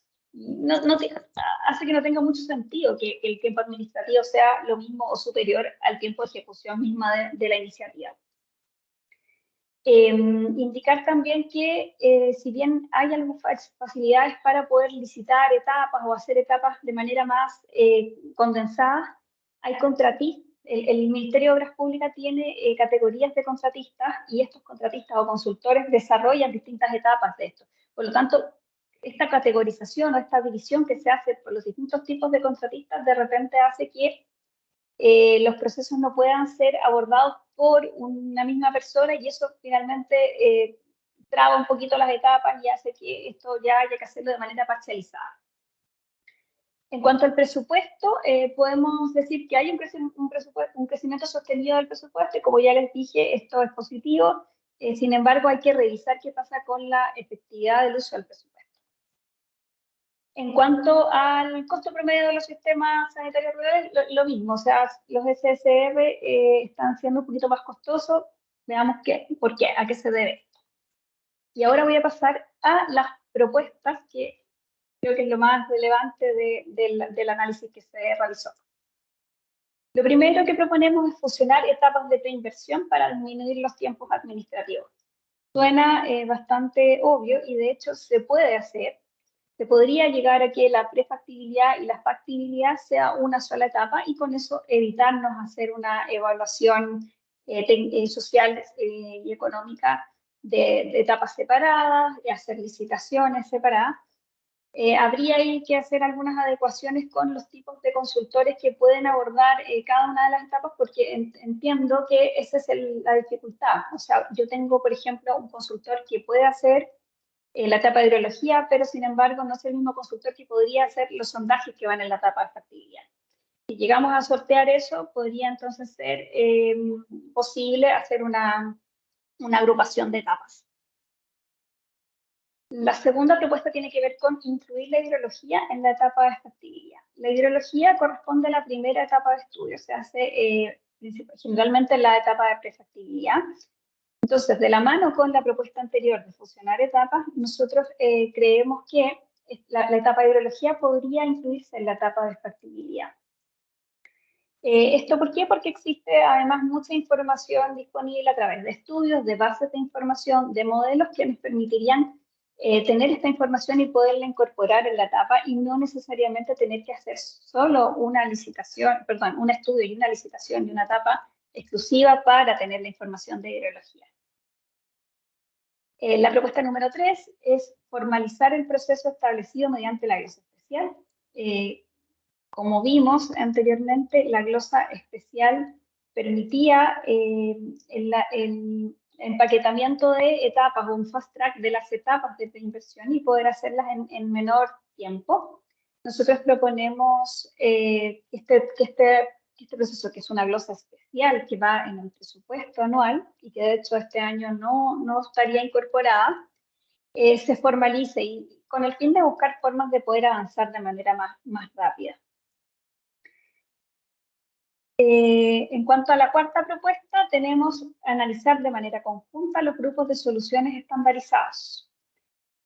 Creemos que otra forma de evaluar este tipo de proyectos podría ser haciendo paquetes de proyectos, por ejemplo, por tamaño. Voy a analizar solo proyectos que tengan menos de 150 arranques. Podría ser una opción y con eso sortear las etapas de evaluación de manera conjunta y no tener que avanzar con cada uno de los proyectos con la evaluación por separado. Otra forma de empaquetar es hacerlo por ubicación geográfica, por ejemplo, a través por comuna o por región, o por tipo de fuente. Todos los proyectos que extraen agua desde el estero X o del acuífero X podrían evaluarse de manera conjunta. La quinta propuesta es contar con una cartera de proyectos permanente. Esto tiene que ver más con la eficiencia desde el punto de vista del presupuesto. Hoy día podría suceder que se trata de avanzar en los proyectos de factibilidad, de construcción y de diseño con los recursos que están disponibles. Sin embargo, ¿qué pasa con los proyectos que requieren etapas previas y etapas iniciales? Bueno, nosotros proponemos que dentro del presupuesto, insisto, esto es algo bien técnico y que tiene que ver con el presupuesto de los servicios, se establezca recursos exclusivos para la prefactibilidad, que es la etapa inicial, y recursos también de exclusividad para las etapas posteriores. Y con eso se contaría con una cartera de proyectos que iría respondiendo a los distintos avances del ciclo de vida de una obra. La sexta propuesta y penúltima es ejercer las funciones encomendadas a la Subdirección de Sistemas Sanitarios Rurales en cuanto a la formulación de proyectos. La ley 20.998, que se promulgó en 2017, indica en su artículo 73, letras E y K, que se pueden formular, que la Subdirección de Servicios Sanitarios Rurales puede formular proyectos y puede evaluarlos de manera económica, técnica y social de manera autónoma. Esto permitiría hacer la evaluación en tiempos más acotados, por lo cual nosotros llamamos un poco a que la subdirección ejerza esta función que le encomienda la ley. Y lo otro es, la segunda función sería visar técnicamente los proyectos, pero estos que tienen que ver con las etapas con los sistemas sanitarios rurales que se van a ampliar o que se van a modificar. Lo cual se entiende que ya existe un sistema sanitario y que lo que se va a hacer son mejoras dentro del mismo sistema, por lo tanto la visión técnica podría estar a cargo solo de la Dirección de Obras Hidráulicas, su Subdirección de Servicios Sanitarios Rurales. Y por último, nuestra propuesta, que sería ya la propuesta un poco más innovadora, es decir, que las propuestas anteriores tienen que ver con lo que ya, con mejoras en el proceso que ya está hecho y que existe, y esto ya viene un poco a proponer un proceso distinto. Nosotros creemos que se puede desarrollar un instrumento de participación privada y financiamiento público. Esto quiere decir un proyecto que sea formulado por los privados, pero financiado con recursos del Ministerio de Obras Públicas. Este proyecto no debiera responder a un proyecto nuevo de gran envergadura o un nuevo sistema sanitario rural, sino que más bien a un proyecto de reparación y de ampliación. Esta obra debiera estar revisada por la Dirección de Obras Hidráulicas, pero con ejecución privada. Por lo cual, esto podría ser en una dinámica de concursos donde los privados finalmente postulen a un financiamiento para la mejora de sus sistemas sanitarios rurales. Creemos que esta propuesta es, como dije, la más innovadora y que, bueno, ideal que pudiera implementarse en el futuro. Acá están las 7 propuestas que estamos realizando, y con esto ya concluyo mi presentación. Muchas gracias. Muchas gracias, Mónica. Gracias por la presentación. Este es un documento que aborda una parte nomás del proceso completo de APR.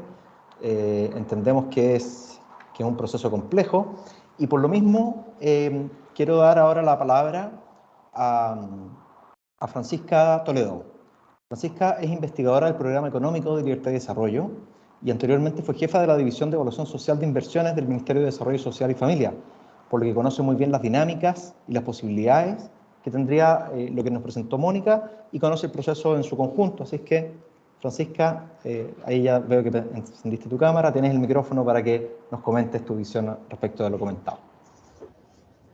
Perfecto. ¿Me escuchan bien? Te escuchamos bien. Perfecto. Bueno, primero, muchísimas gracias a la universidad por esta invitación, poder participar en este webinar. Me parece muy interesante y valoro que se generen estas instancias para poder discutir un tema que a primeras luces parece bien árido, que es el tema de los APR, pero que tiene unas implicancias sociales tremendas y que es muy, muy relevante y muy importante poder contar y poder también conocer los trabajos que están haciendo en esta línea. Quiero partir con esta actividad, bueno, agradeciendo las exposiciones muy interesantes de todos los anteriores expositores, pero quiero partir con una frase que Federico, de hecho, mencionó en un seminario de otra actividad, es que la gestión tiene una dimensión temporal y las respuestas deben ser oportunas. Me pareció clave y muy importante y creo que aplica muy diligentemente al tema que se estaba conversando ahora en este webinar. En el documento que entiendo que ya está disponible, que trabajó la universidad, se presenta un caso, ¿ya? Un caso de una PR de Cuicura, Freire, que le tomó 10 años poder lograr obtener su RS de ejecución, y de hecho también fue parte de uno de los plazos que mencionaron en las exposiciones previas, de que más o menos en promedio tomaba 10 años poder concretar una PR, lo cual obviamente desde afuera es impactante, genera frustración y desconcierto. ¿Cómo es posible que el Estado se demore tanto en llegar con una solución que se necesita con demasiada urgencia? Entonces, en ese sentido, valoro esta instancia porque permite explicar un poco cómo funciona el Sistema Nacional de Inversiones y explicar cómo opera también, finalmente, cómo van interactuando los distintos actores que de alguna forma, a veces, lamentablemente, permiten resultados como los que se han mostrado. En este webinar, el énfasis se ha puesto, pero en la última etapa, esta última presentación, en el tránsito que hacen los APR en su etapa de prefactibilidad, factibilidad, diseño y ejecución. ¿Ya? Yo me voy a centrar en eso, voy a comentar un poco de la experiencia, pero también no olvidando, que también lo mencionó Mónica, que el ciclo de un proyecto, desde que se gesta como una idea hasta que se concreta y empieza a operar, tiene una participación de muchos actores. Y ahí efectivamente, y ahí es una invitación para poder mirar también cuáles son esos tiempos administrativos desde que se obtiene un RS a lo que implica poder salir a licitar, el inicio del contrato, etcétera, eventualmente revaluaciones por cambio de condiciones de la oferta económica, etcétera.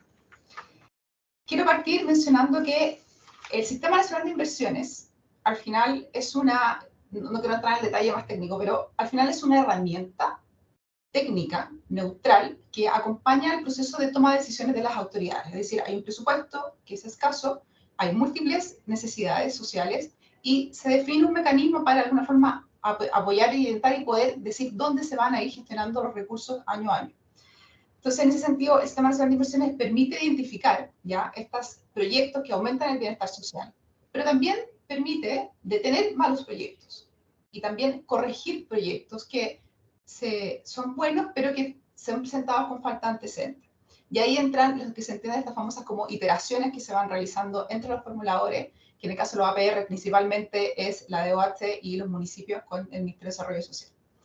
¿Por qué es importante esto? Porque la infraestructura en Chile no se construye sola, ¿ya? Es producto de la interacción de múltiples actores con obviamente también múltiples objetivos distintos.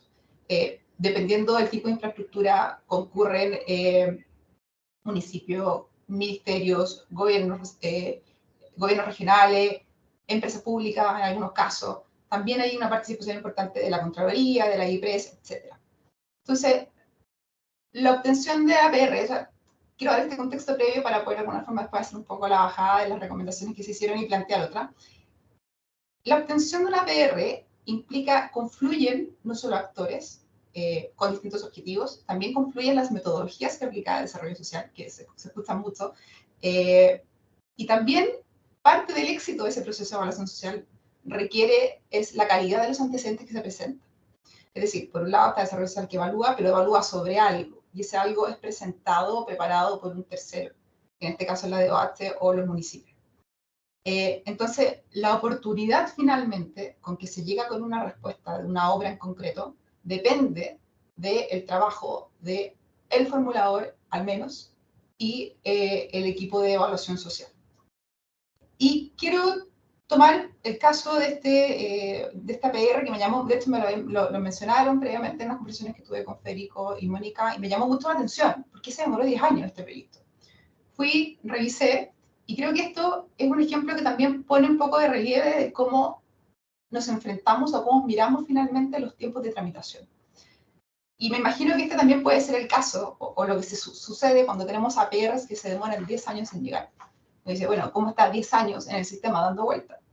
Claro, supone de repente, este caso en particular, postuló una prefactibilidad, se demoró 3 años en obtener el RS, por ejemplo, de prefactibilidad, pero no es que estuvo los 3 años, sino que tuvo una presentación, desapareció el proyecto, apareció después.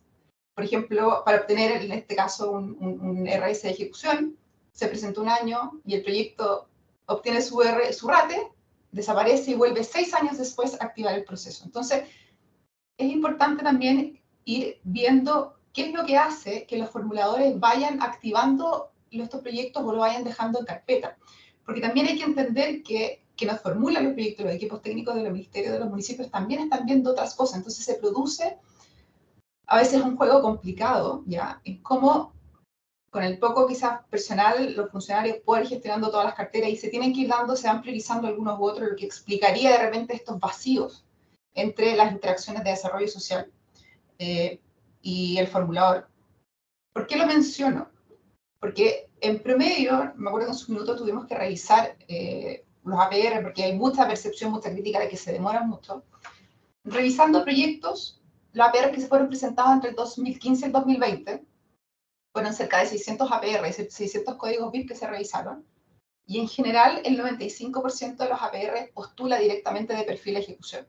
Estoy hablando desde el 2015 en adelante. Obviamente, si uno va hacia atrás, base histórica, se da efectivamente que los APR transitaban por la mayoría de las etapas que estaban definidas en el Sistema Nacional de Inversiones. Pero desde el 2015 en adelante, los APR postulan directamente a ejecución, es decir, trabajan todos los antecedentes por fuera del sistema en cierta medida y llegan a ejecución. Es decir, el tránsito por el sistema es básicamente una etapa.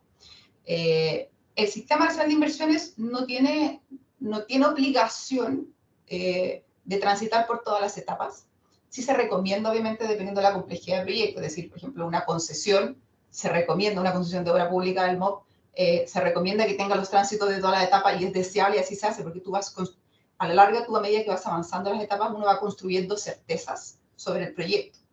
Hay proyectos que tienen menor complejidad técnica que se permiten y que el riesgo es menos de llegar y postular a la etapa final, que es, por ejemplo, en el caso de la APR, también se da, por ejemplo, en el caso de algunas escuelas, algunas comisarías, proyectos que no son tan complejos, entonces yo puedo de alguna forma hacer las etapas previas como in-house y presentar los antecedentes después.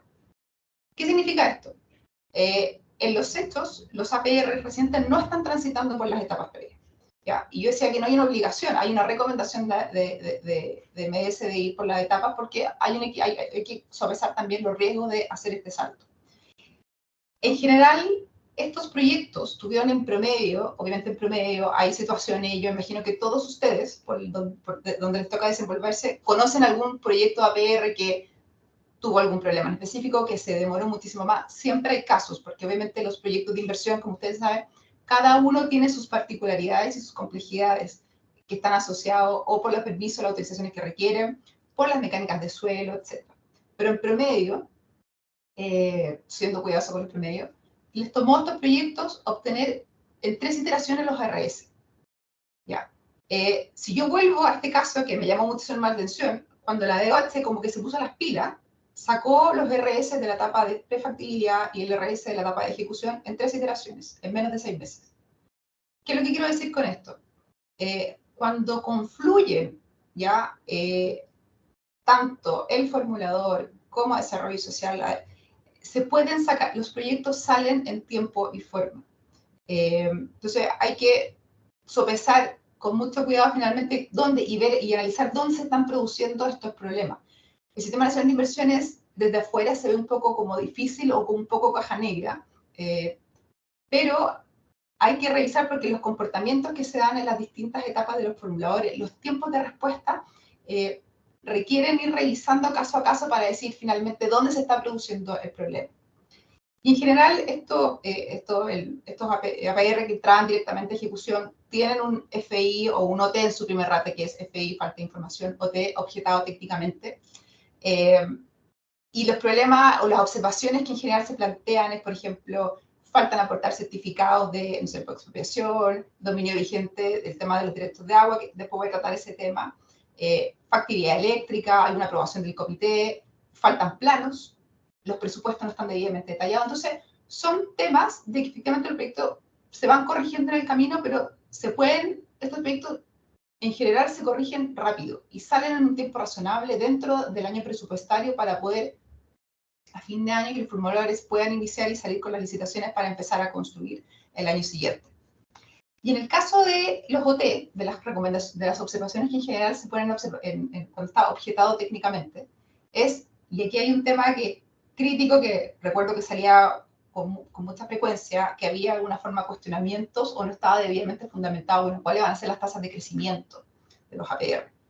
Porque, ¿qué es lo que pasa? Como los APR se demoran, y ustedes lo saben también, entre que ingresan a postulación y por entre que los que se demoran en responder el formulador, etcétera, y sale el proyecto, el entorno donde el APR se va a desarrollar ya cambió. Entonces, si se proyectó un APR con una X cantidad de arranque, pucha, se va a licitar y al esos arranques quedamos cortos. Entonces, hay que volver a reevaluar para volver a hacer la ampliación y poder catillar el proyecto. Entonces, los problemas en los objetivos técnicamente, tasa de crecimiento, densidad poblacional, que son los clásicos, lamentablemente, los clásicos problemas que se presentan. Y aquí quiero mencionar algo. En general, al APR, dada la relevancia social que tiene esta inversión, ¿ya? Y la urgencia que ha tenido, se le han ido otorgando, como bien mencionó Mónica en su presentación, ciertas flexibilidades, ¿ya? En el proceso de evaluación social.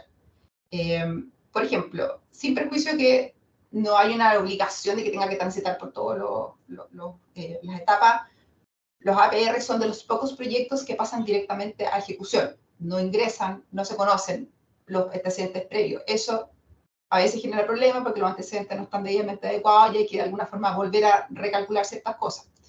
Pero, por ejemplo, efectivamente Mónica menciona que en 2010 se crea esta glosa que de alguna forma permite desarrollar o financiar estas etapas, estos estudios previos, ¿ya? Sin ingresar al desarrollo social.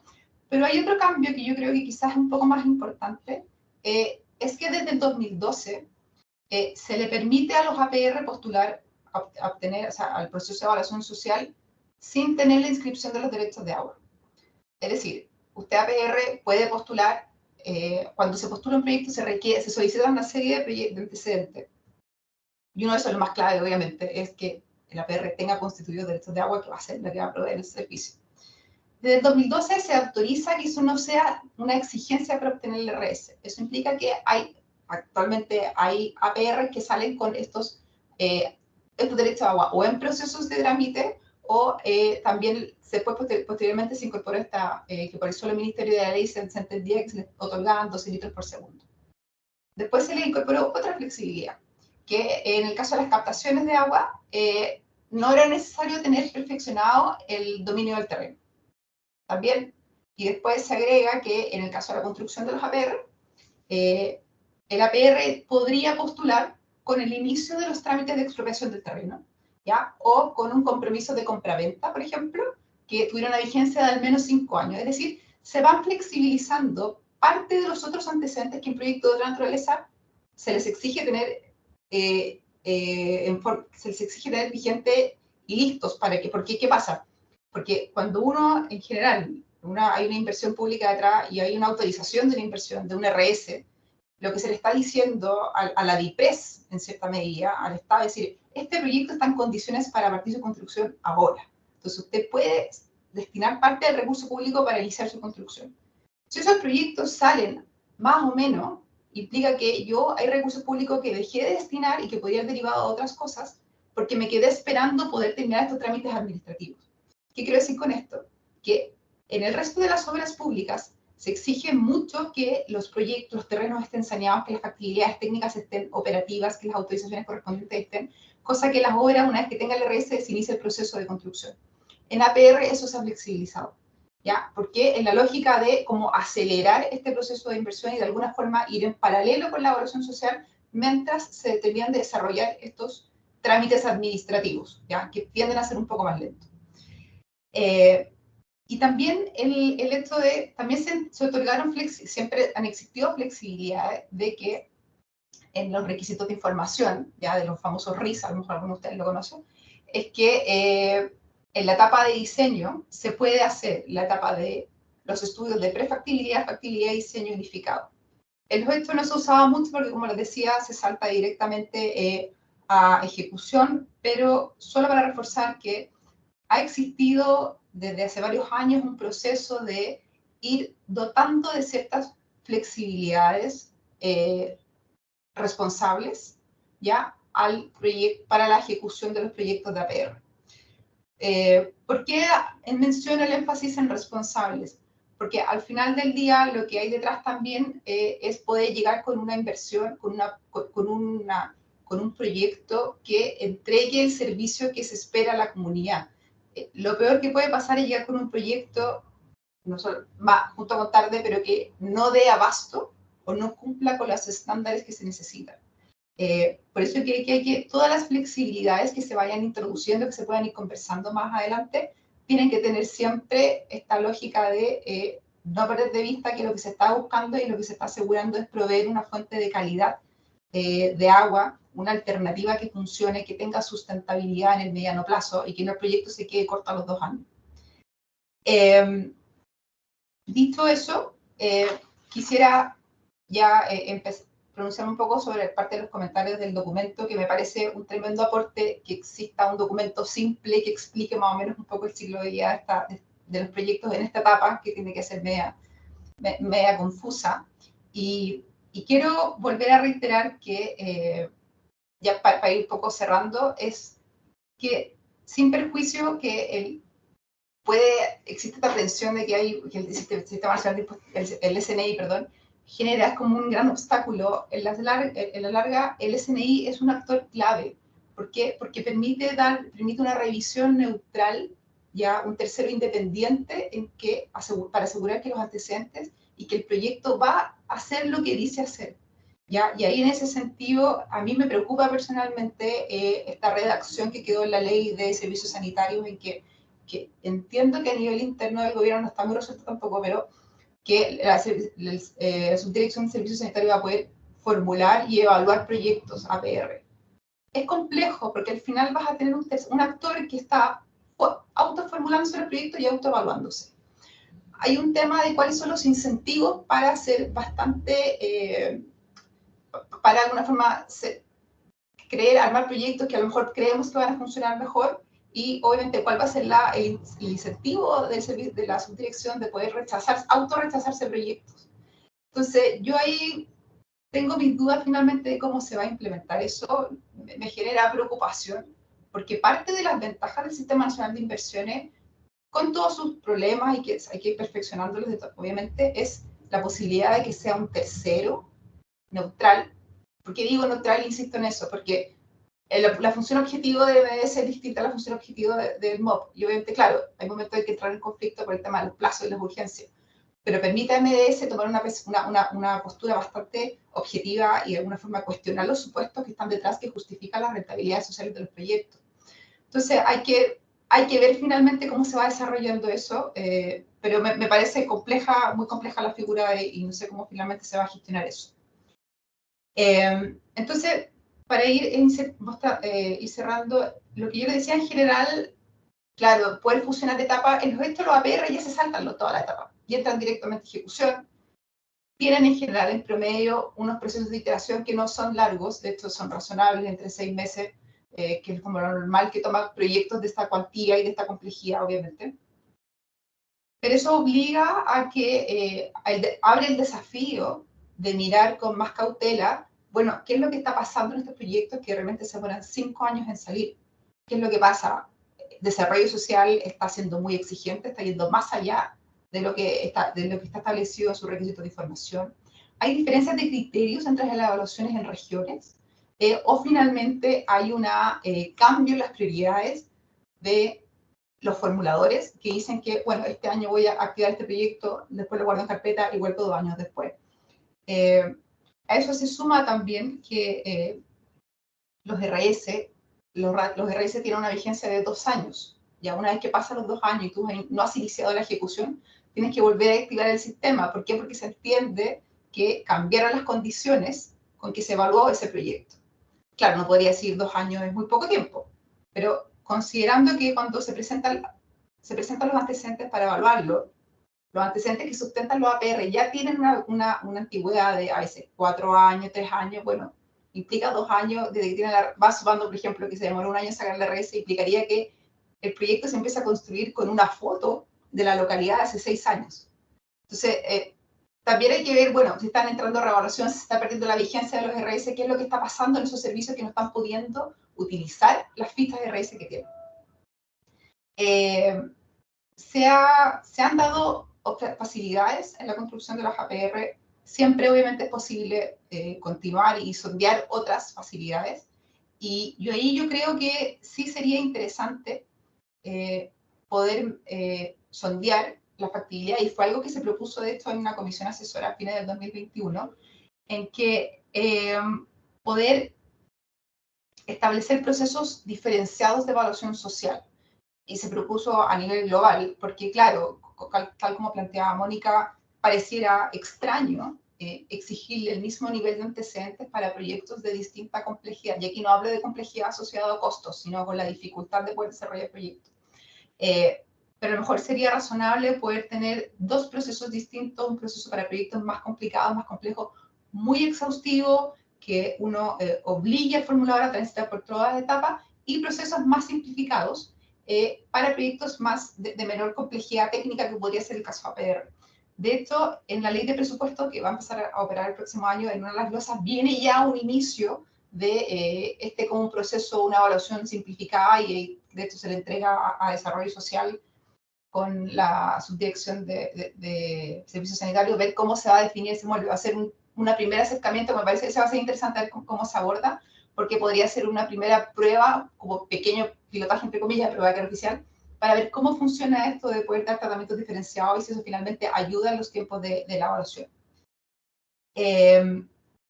Respecto al tema que se mencionó sobre el tema de las hidrologías, yo ahí de la experiencia siempre creo que los antecedentes que han sido como más críticos para darle sustentabilidad a los proyectos, hay que tratar de tenerlos resueltos lo más antes de la ejecución, ¿ya? Dejarlo en la etapa de factibilidad puede ser complicado, pero como ya dije, como se está tratando esa etapa, en los hechos ya se está haciendo de forma interna. Pero ahí mencionar que efectivamente se permite que para casos de varios APR que están en localidades cercanas, a través de los estudios básicos se puede hacer un estudio básico de una hidrología que se utiliza para varios APR.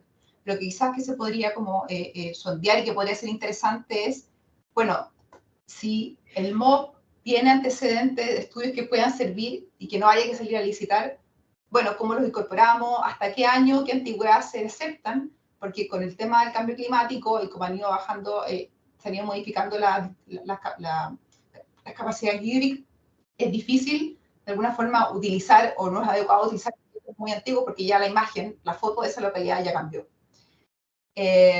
Respecto al tema de la propuesta de empaquetamiento de soluciones estandarizadas, creo yo que hay dos propuestas en esa misma frase. Una es empaquetizar y otra es soluciones estandarizadas. Yo en general no recomiendo mucho empaquetizar proyectos, porque al final del día igual hay que hacer la evaluación de proyecto a proyecto. Cada proyecto tiene su realidad, sus permisos particulares, pero sí creo que me parece interesante el tema de poder tener una solución estandarizada, porque a lo mejor eso permitiría poder simplificar el proceso de evaluación y hacerlo más rápido, y poder quizás también disminuir la solicitud de antecedentes en el Sistema Nacional de Inversiones. Yo creo que es algo súper interesante a evaluar.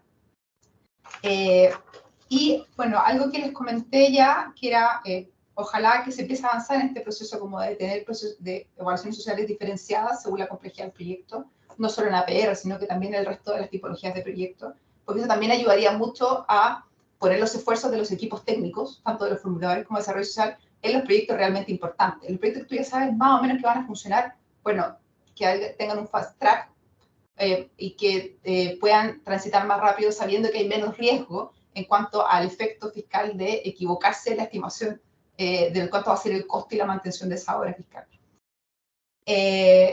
Y finalmente también puede ser interesante mirar qué pasa con las revaluaciones, que no, al menos no lo había mencionado, pero claro, ¿por qué están volviendo los APR? Porque eso también a la larga también va complejizando las expansiones de los APR. ¿Qué es lo que está fallando? ¿Cuáles son los cálculos que no están sirviendo?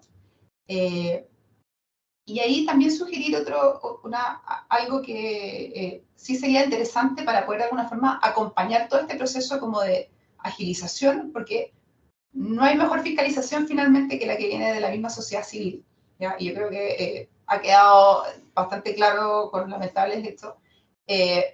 Y es poder dar más facilidad al acceso de la información. ¿Dónde está el proyecto de APR de la localidad de uno? ¿En qué etapa de la evaluación social está?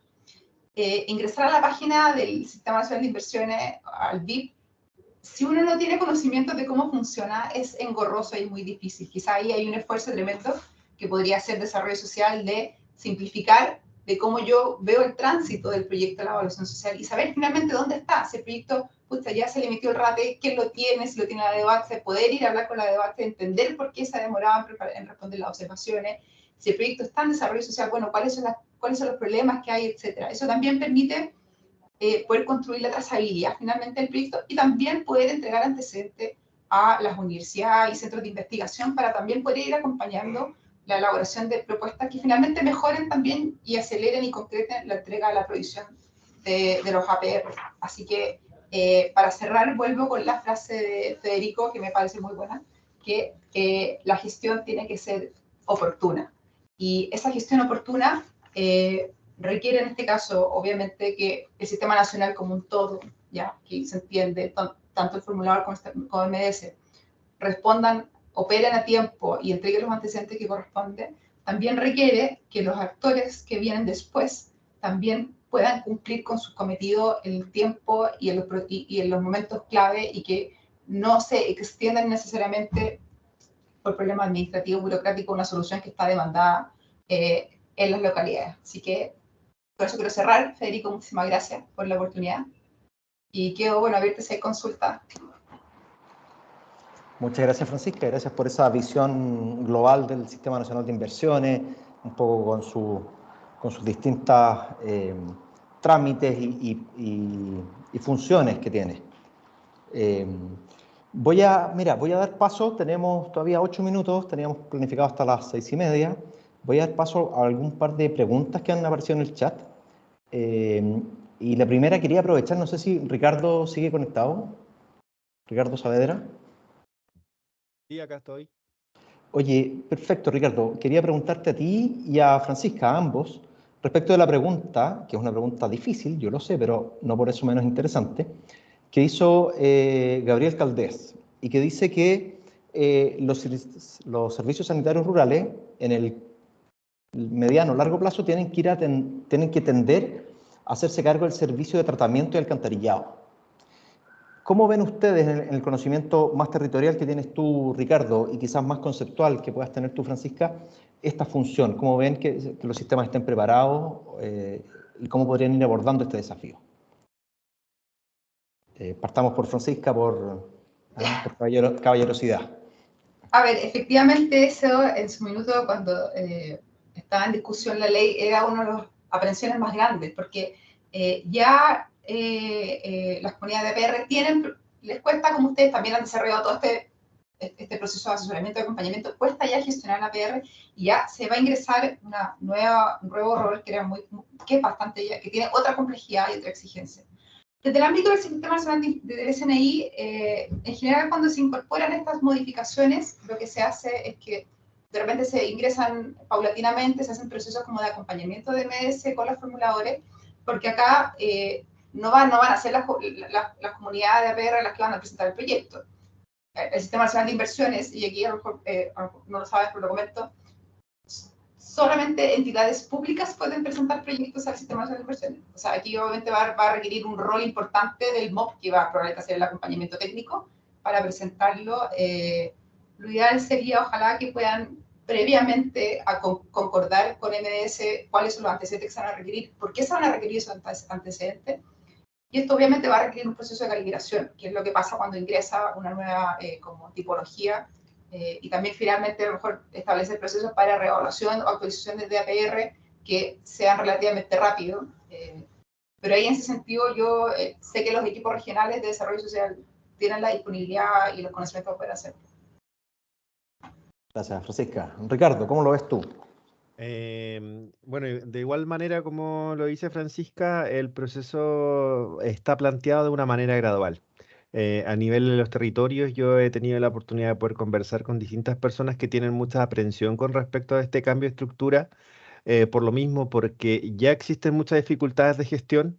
Y adicionalmente, la directiva también tiene un periodo de tiempo en donde tienen que ser votados entre mismos de la comunidad. Aproximadamente duran 3 años una directiva. Por lo tanto, el principal problema que ellos visualizan es como el proceso de transición que tendrían una vez generado un cambio de directiva, porque puede que una persona pueda capacitarse, pero a la hora de poder, por ejemplo, otro nuevo grupo poder incorporarse dentro de la directiva, no va a adquirir ese conocimiento que obviamente al administrar un sistema sanitario es mucho más engorroso y más complejo. Y en ese sentido hay muchos componentes técnicos que todavía no han sido entregados, pero eso se aprecia más en las comunidades rurales un poco más apartadas, en comunidades más alejadas, en lugares más dispersos. Y en ese sentido, parte de lo que se ha ido conversando, también de lo que yo he tenido la oportunidad de poder conversar con la Dirección de Obra Hidráulica, al comenzar este sistema de cambio de administración a sistema sanitario, van a comenzar con las unidades que ya se encuentran desarrolladas y que tienen proyectos de saneamiento rural que ya están un poco más implementados o por implementar en el corto plazo, que son las APR más grandes, las que se encuentran concentradas aproximadamente de APR sobre 600 arranques. Y en ese sentido, una vez que ya comience esa primera etapa, va a comenzar gradualmente a ir desarrollándose en sistemas de APR más pequeños. Ya parte de la estrategia también es poder absorber de alguna manera un sistema mayor a un sistema menor, incorporar, por ejemplo, un sistema de saneamiento que pueda ser útil para ambos sistemas de gestión de agua potable rural, o ir evaluando algún otro tipo de sistemas de saneamiento que no incorpore o que incorpore un tratamiento que sea un poco más natural, por ejemplo, el uso de lombrifiltros, humedales, que puedan ser más fácil manejo. ¿Ya? Igual es un tema, para mí, personalmente considero que es un tema importante que todavía no existe la capacitación dentro de las mismas comunidades y que no han habido tampoco una forma de implementación clara y que mucha gente sigue teniendo recelo con respecto al tema, pero tiene que ver con eso, o sea, con las dificultades que es el generar la gestión interna dentro de la misma comunidad y que adicionalmente se le van a sumar nuevas tareas. Gracias, Ricardo. Me pareció interesante lo que mencionaste de que no necesariamente es un sistema sanitario rural, un sistema de tratamiento de alcantarillado. Digamos, pueden haber combinaciones que no hemos visto hoy día de nuevo, asociatividad, como decíamos al principio, de quizás reunir varios sistemas para que compartan un alcantarillado y una planta de tratamiento. No lo había visto, eso me parece interesante. Otra pregunta que le hago a Francisca, dice si es posible instalar una etapa de evaluación temprana, o cómo ves tú, me imagino yo que se debe referir como una etapa de admisibilidad rápida para proyectos de APR en el Ministerio de Desarrollo Social, y así en el fondo tener un no temprano y reforzar el proyecto. ¿Tú sabes si eso existe? O sea, que estrictamente... a ver, cuando se postula un proyecto, hay varias etapas. Está como la postulación, está la admisibilidad y una vez que uno ingresa, son como 3 fechas, pero son todas muy cortitas. En esa primera admisibilidad, lo que se hace es que se revisa que estén como todos los antecedentes, es básicamente como un checklist, como que estén los generales. Obviamente, ha pasado que proyectos se han rechazado, no han pasado la admisibilidad, porque vienen así de una situación muy pobre, en la carpeta. Pero en general pasan todo, y como ustedes ven, hablé de las como observaciones, se vuelven, por ejemplo, se menciona después que faltan los planes, etcétera. ¿Por qué? Porque esa primera evaluación de desarrollo social tiene un plazo máximo de 10 días hábiles para pronunciarse cada vez que ingresa y para emitir su RATE, cualquiera que sea un OT, un FI o un RS. Entonces, RS, o sea, desarrollo social en 10 días se pronuncia, si está bien o mal el proyecto, te va a decir al tiro cuáles son los problemas. Entonces, ya es bastante corto ese periodo. De ahí, obviamente, se gatilla la conversación, bueno, si lo que está pidiendo MS aplica o no, o, bueno, qué tan complejo es yo poder subsanar esos antecedentes. Pero en los hechos ya existe, esos 10 días iniciales hacen como ese checklist, esa revisión rápida. Perfecto, muchas gracias. Oye, y para ir cerrando, porque ya estamos en la hora, la última pregunta, aquí pregunta don Juan Gonzalo Monroy, ¿a qué se debe que Chile esté tanto mejor que otros países de la región en provisión de agua potable y en calidad?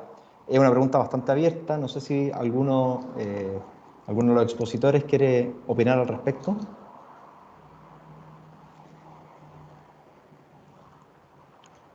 Yo, o sea, no sé si el resto de los expositores va a mencionar, pero por la regulación sanitaria chilena. Ese es el gran aporte que hemos tenido y eso es lo que ha ayudado a que Chile finalmente logre estos indicadores que son enviables. Sí. Mónica prendió su cámara, quizás también quería opinar. Comparto lo que dijo Francisca, sin duda tiene que ver con la regulación sanitaria y en el caso del sector rural tiene que ver con tempranamente la impartición del sistema del programa de agua potable rural. O sea, hace 60 años ya estábamos preocupados de eso y hoy día hace que tengamos los avances que tenemos. Eso por mi parte. Ricardo. No, es que ya lo dijeron, era la misma respuesta. El sistema de regulación y el APR, el programa que lleva 60 años trabajando. Y que independiente de los gobiernos ha seguido creciendo y eso es una fortaleza. A veces en este último tiempo no estamos viendo mucho la colaboración, pero al parecer sí gozamos al menos varios años de poder hacerlo. Y bueno, le doy la despedida a Francisca, muchas gracias por tus comentarios.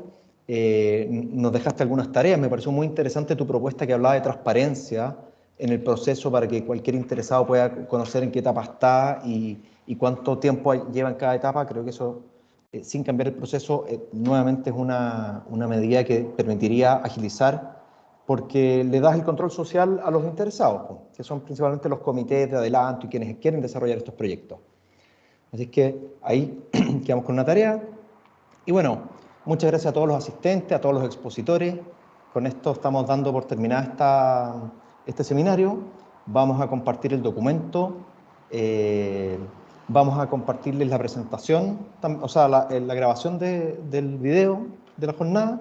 Y para cerrar, definitivamente le doy la palabra a mi jefa, la decana de la Facultad de Ciencias de la Naturaleza, María Emilia Undurraga.